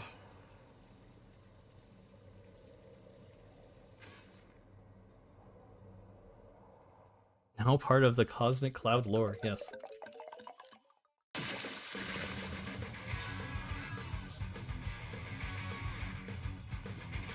I really, I want to finish the video. I don't know. I like making the like video essay type stuff, but it does just take so much longer to make each one of them. Like, I don't know. It's a lot easier to get out Let's Play type stuff. Yeah, that's true. I mean, I'm not worried about funding. Like, oh wow, I finally got Gold Rainmaker. Yo, I got the Gold Splat Zones badge like months ago. And I was like, there's no way I've played this much more zones than all the other modes. How do I not have the other ones? I guess there's Rainmaker. I thought I still don't have tower control. I swear I play more tower. That's 1,000 Rainmaker wins, right? I think that's what that means. Clip it. I mean, sure. I have the badge, so I have it as proof. But I feel like I play more tower control than Rainmaker, but apparently I don't. At least apparently I don't win as much. Actually, that makes sense. Rainmaker games are faster and kind of easier to come back from, so I guess I would have more wins.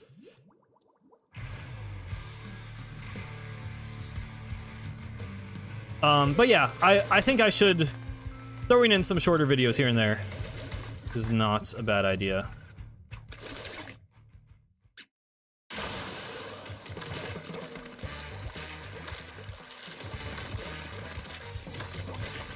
I don't think I have the gold turf war yet, funnily enough. Oh.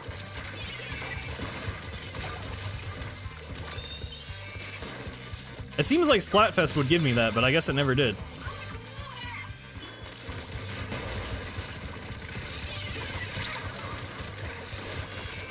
That huh? What? Okay, I had bad aim, bad RNG, and I think he died to my wall? I'm not sure what that interaction was. That was awful.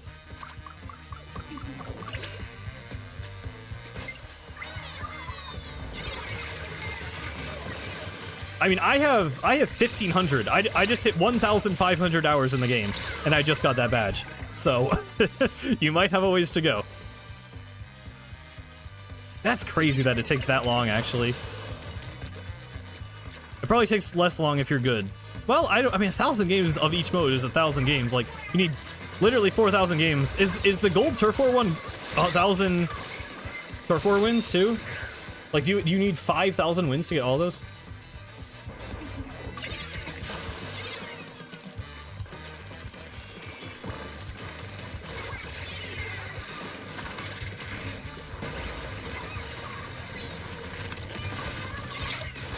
Okay, at least I got Rainmaker. I am good. You just okay, yeah, sure. You just don't play ranked. Yeah, I mean that's fair.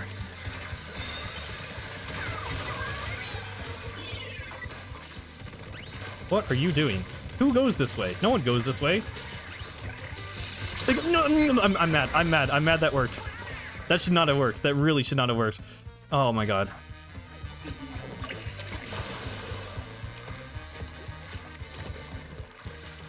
I guess we just let that reset.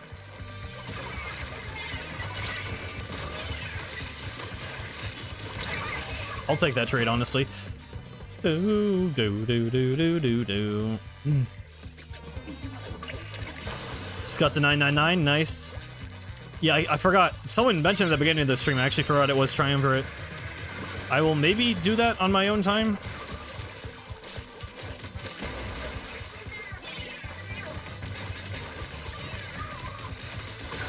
Oh, I did not mean to pick up the Rainmaker. I did not mean to do that. Did not mean to do that.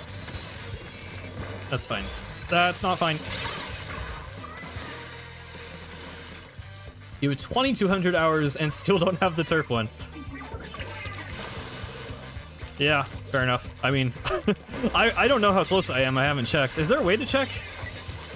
I don't know if you can check progress on that. I feel like I gotta be close.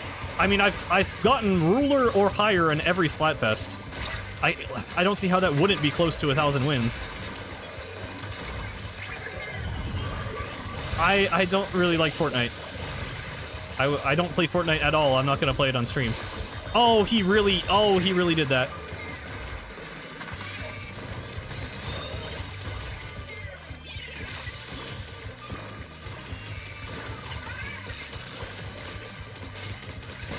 What?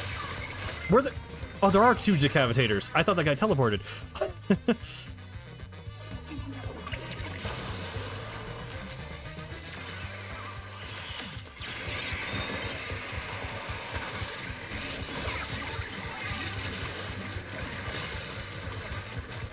Okay, no, I'm gonna have to deal with you. Okay. Or you're gonna deal with me. Oh, see you, Maddie. Thanks for hanging out. Glad you enjoyed. I mean, I should have known jumping on a grate with a Kraken, but I just, you know. We do still have a lead somehow. This is the case where it doesn't feel like we're winning the game, but apparently we are. Yeah, let it reset, let it reset. Okay, good. There we go. I knew you were right there. Okay. Okay. Oh. Nice. I'm dead. Ba-da-ba-dum-ba-da-bum. Okay, this is kind of bad, because they're going to push right here at the end. Hopefully we can just not die. And I died. And we're mostly all dead except for Dan. And Dan is in the pit. And they're getting the lead. And wow, they... Okay, well, that just went downhill very quickly.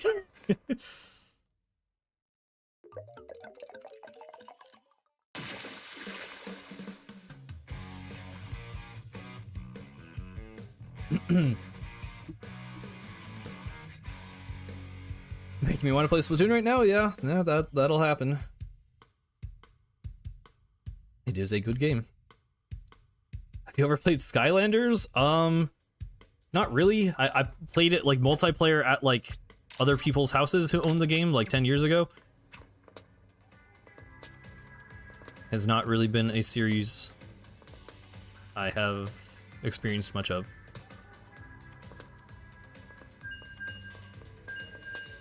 You wish you did you just like equip all of them or something? Can you change splash tag mid-room?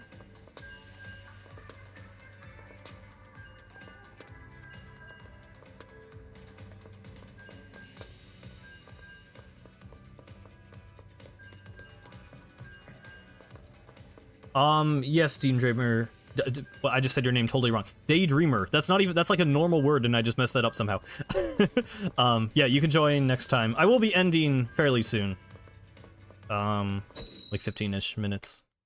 But, yep.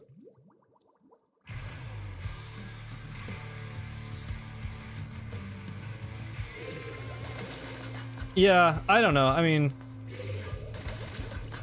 Skylanders was kind of cool when the whole Toys to Life thing was like new, but at this point, if I'm gonna buy that kind of thing, I'm gonna get amiibos. So,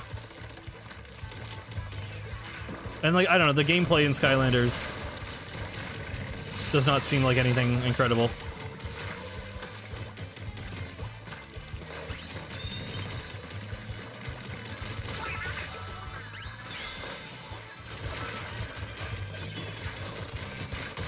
Okay. I think they ran out of ink or something. Or no, they wouldn't have, I don't know.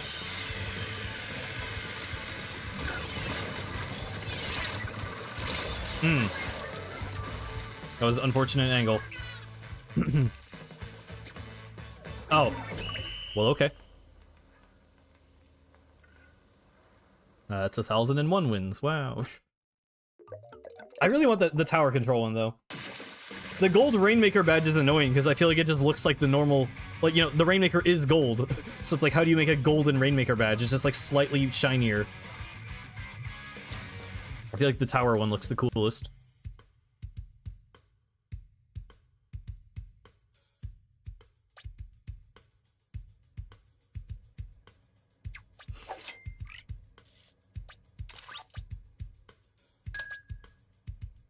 Oh, I did not back out. Oh, I meant to back out for the person who wanted to join.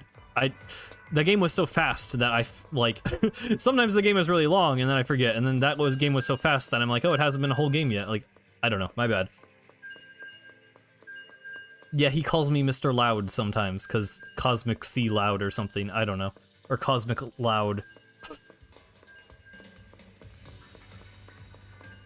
There was a time, because my name is, Cosmic Cloud is 11 characters. So if something has a limit of 10 characters, like Splatoon does, I have to be Cosmic, because I could be Cosmic Cloud with the C being shared in the middle, but then it's Cosmic Loud, or, yeah, like, I don't know.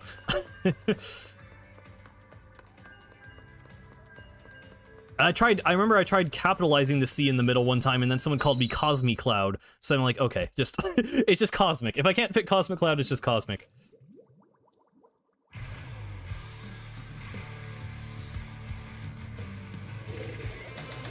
If you could only bring back 3 specials to the next game,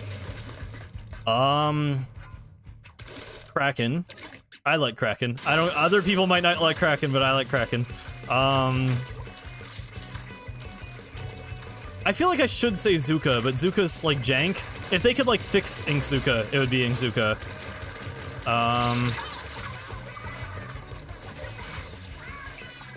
I'd like Booyah Bomb, maybe? I don't know. I like Booyah Bomb. I'm not hugely into a lot of Splatoon 3 specials. Like, I like them, but I don't know if I would want too many of them to come back. I guess I would want the Splatoon 3 version of Kraken, not Splatoon 1's, so... Yeah, but... Oh, Zip, yeah, that's actually true. I'd say Zipcaster over Zuka, actually. Because Zipcaster has so much... Like, there's so many cool weapons they could have put Zipcaster on that they didn't. So having to get a rerun would be really cool. Also getting Stamper Caster, again, I would be perfectly fine with. So...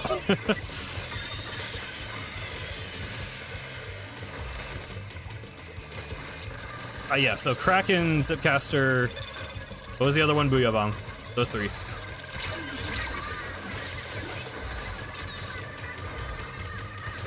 Well, obviously, that's going to be a bias. I don't know. I mean, unless you're arguing, like... I mean, Tacticooler is, like, the big game changer, but I don't really... I don't know. I don't love what Tacticooler does for the game. I think, like, I would prefer support specials... You know, in theory, you're supposed to use Tacticooler for your team, but also for yourself. But I just think a lot of times support specials fall into this area, like Ink Armor, where you just have one guy sitting back farming a support special the entire game, and then you have everyone else actually playing. So, like, I don't know. If there was, like, a universal special points increase to the point that just farming Cooler wasn't a viable strategy, I would be okay with Tacticooler returning, but without that change, I almost would just, I would prefer, I mean, ideally, right, we just have better support specials, like Vacuum. Like, yeah, if Ink Vac was actually good, and, like, that was, like, the support niche, and it was, like, that kind of style, I would prefer that. So yeah, actually, screw it, just take out Cooler. If an next game doesn't have Cooler and it does have Vac, maybe people would actually run Vac.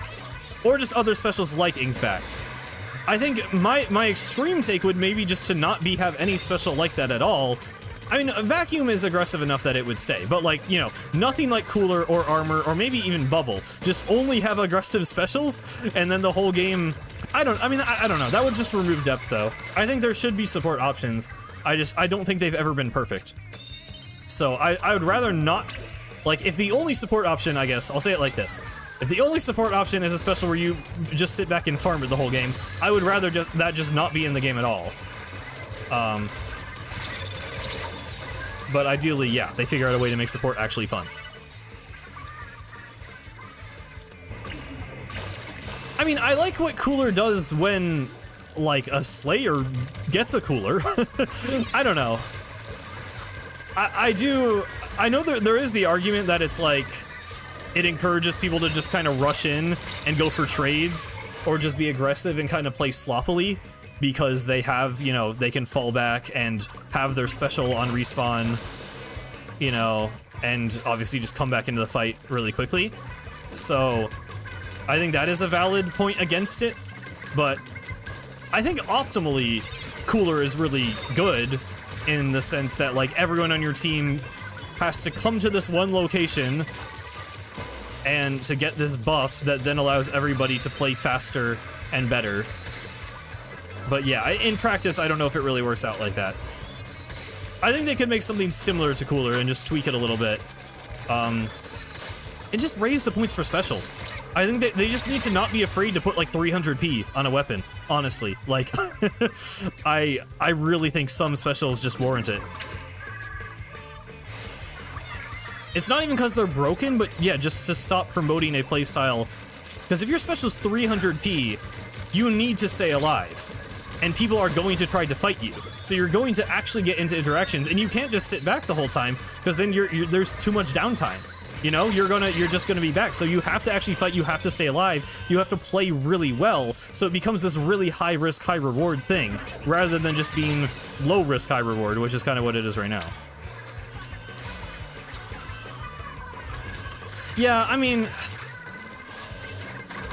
I like that positioning, like messing with your positioning is a downside of Cooler though, like that's the point. So it's like, I don't necessarily think that's a bad thing. Like, I think it, you know, Ink Armor being global was definitely, like, a worse design. So, I don't know if that's the best solution, but...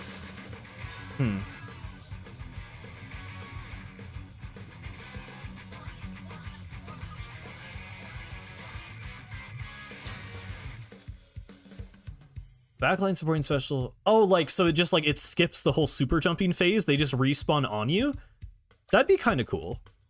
I feel like it would need a little bit something else to it. Like, I don't know if that would be really strong enough to be worth using. But that's a neat idea. I've never heard that before.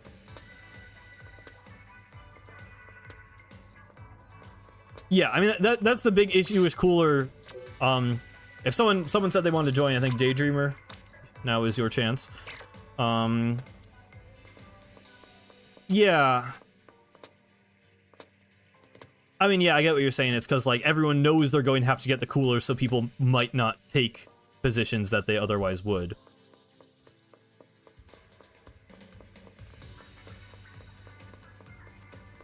Yeah. Maybe, you know, that would be interesting, right? It's like, it doesn't, rather than giving you the quick respawn effect of Cooler, it just spawns you on your backline. So it's like, you are effectively getting into the fight quicker, but you still have the actual respawn time, you're just skipping the super jump. And then, but yeah, maybe you get, and then you get the Cooler effects, well, I was gonna say you get it on a respawn, but then that would, like, encourage you to die. I don't know. It's an interesting idea. I don't know how exactly it would have to be tweaked to work well, but... yeah. I'll say it'd be interesting visually. I forgot to pin the pool message from forever ago. Jack, so you join a pool in Splatoon, you go to the third tab, press plus, and type in Cosmic Cloud, and then you'll be able to see my room when it comes up. I meant to have the message, I normally have the message pinned saying what the pool name is, but I forgot. I think I sent that, like, way back. I can't even, like, scroll up to it. Okay, well, then the stream will end soon. This is probably the final group anyway, so whatever, but yeah.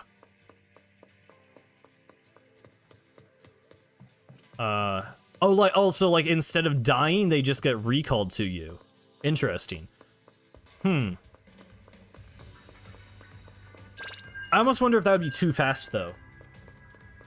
Because that's, like, that's not even dying. Like, that's just, like, a free, like, super jump. Huh. I don't know. That'd be interesting. That would, like, look cool, at least. That would feel cool, but I don't know. It's one of those things where I feel like it would either be, like, really bad or really broken, and nowhere in between. What's the worst ability? Like, gear ability? I mean, probably, like, Thermal Ink. Just the meta ones. I don't know. I don't have, like, opinions on, like, niche abilities, I guess. It's just the ones that are objectively worse are worse, and I won't use them. I'm not really one to, like, experiment that much on my own with gear. I'm pretty much just, like, look up, like, what gear is good on this weapon and then make a build.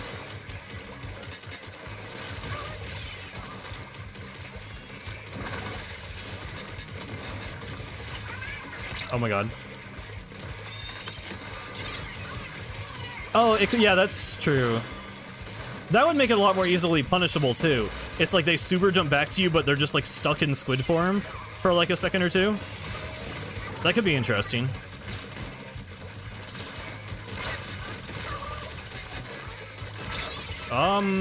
Oops. I mean, Cold-Blooded was good in Splatoon 1, though. It was only bad in Splatoon 2. Thermal Ink has been bad in every game it's been in.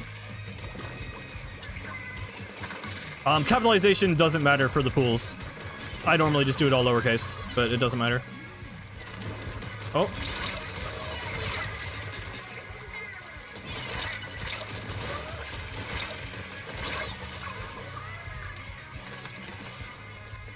But an opening gambit has, like, uses, though.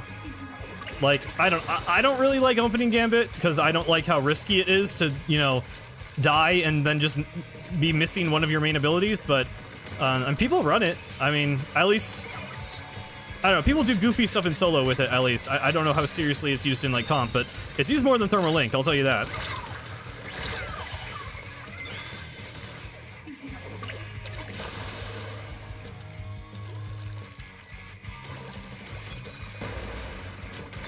Yeah, I don't know about that specific one, but yeah, I definitely want more, like, I want more gimmicky abilities.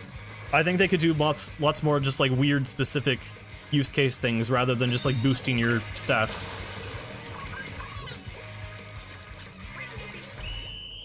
Yeah, last-ditch effort, I mean, especially for weapons with bombs, it got a nerf a while ago, I think.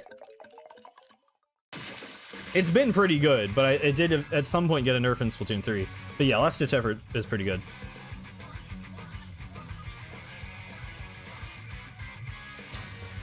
Yeah. Yeah, a weapon like 52 that gets lots of kills and survives for a long time opening Gambit makes a lot of sense.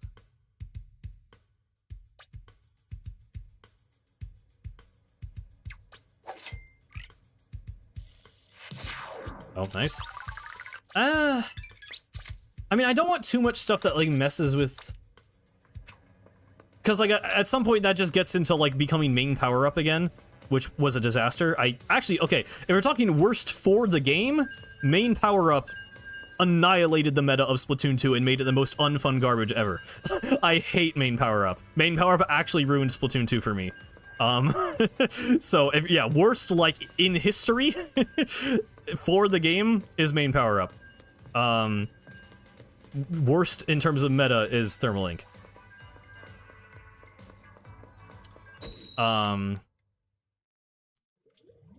But yeah, I don't want to mess with, like, weapon stats too much. Like, things like Stealth Jump are cool, that just, like, give you a unique, or like Drop Roller. Like, I know Drop Roller isn't... I mean, Drop Roller is a good example, actually, I think, because it's like, yeah, you aren't going to use it on 90% of weapons, but if you have, like, Inkjet or Zipcaster, it can actually be pretty cool, and, like, can get you out of some situations.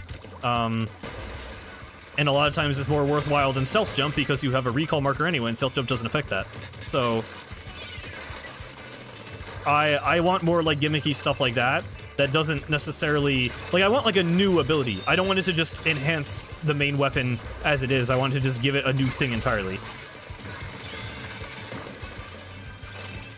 I think the problem is a lot of those... A lot of the time they try making those, they just end up kind of bad, like Thermal Link. Or, like, Bomb Sniffer. Some people liked Bomb Sniffer, but it wasn't very good in Splatoon 1. But I want them to experiment with that. Like, I don't know, I feel like they're kind of in this place with abilities where they're like, if no one uses this ability, it's not worth putting it in the game. But, like, I don't know, abilities are so much just, like, determined by meta, and you can't really experiment all that much with them. Like, there's, like, 2 builds max per weapon that you can use that are just, like, objectively better than any other option you could do. So, I think it would be more fun to have a lot of different, like, experimentation with what you could do with them. And also just make them easier to get. I made a whole video about this during Splatoon 2, but, like, it's just annoying getting abilities. I don't know why it's such a grind. Like, it doesn't really need to be.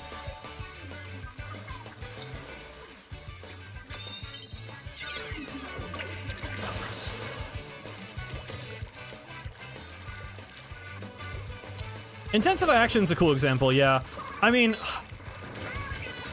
My problem with Intensify Action is, like, I kind of don't get the point of having to charge up Squid Surge anyway.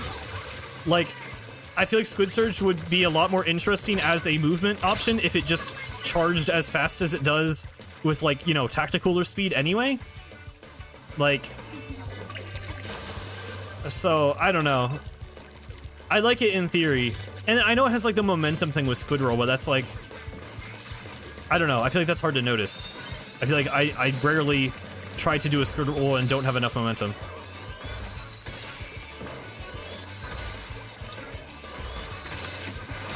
Is that really something you can pin on? I mean, yeah, because I'm saying basically it's something everyone should have by default. So I don't think it should be an ability. I think it just should be a part of the default moveset. At least in single player. That's kind of a different conversation, but I really don't get why you have to charge Squid Surge in single player. That just feels weird to me. I don't know. It's an input I've never really loved since the start of the game. Like, because sometimes I'll be trying... I mean, it's kind of a thing I got better at. I know at the start of Splatoon 3, I was trying to just, you know, mash the jump button while climbing a wall like I did in the past games, and sometimes I would accidentally hold down Squid Surge, and then you get that awkward thing. Like, I don't like when you partially charge Squid Surge, it does that weird thing where you swim up a wall, like, really slowly. Like, I don't really get that. I don't know. I don't like that. I don't feel like that should be a thing in the game. I feel like if you should just charge it all the way or not at all. Like, it's just a weird mistake that you can make sometimes. Like, it's never a thing you do on purpose. So I don't get why it's a thing that's in the game.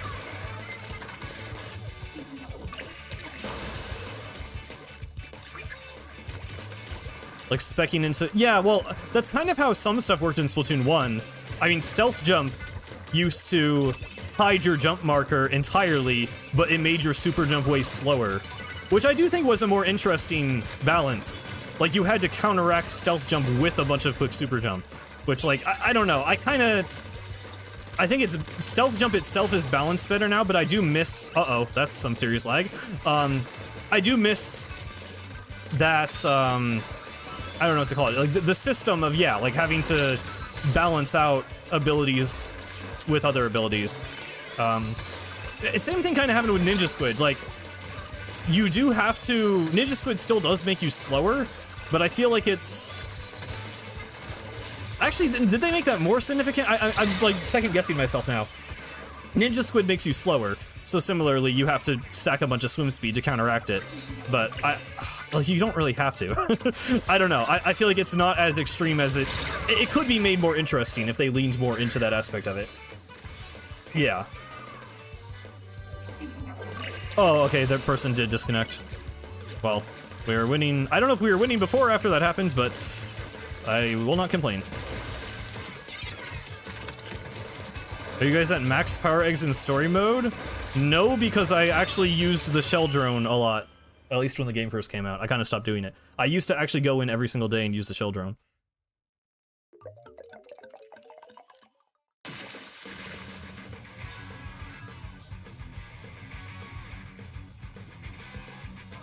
I didn't even realize it's a little bit over. Okay, I'm probably gonna call it there.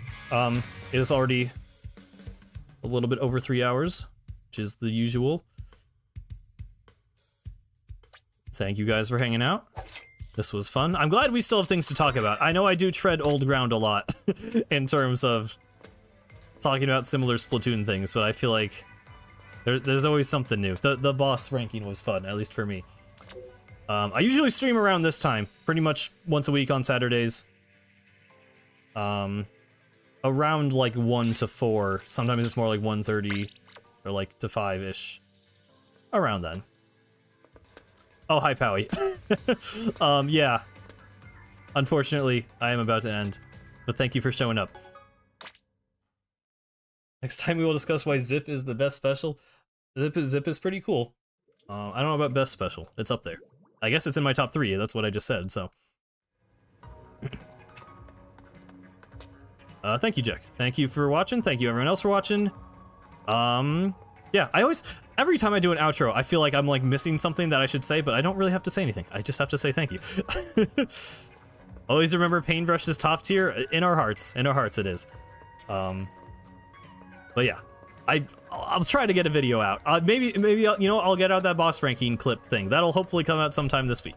There was no passionate Bear rant today. I think that's a good thing. I did technically talk about Grizz because I talked about his boss fight. Anyway, thank you guys for watching. That's all for me today. This has been Cosmic. Farewell.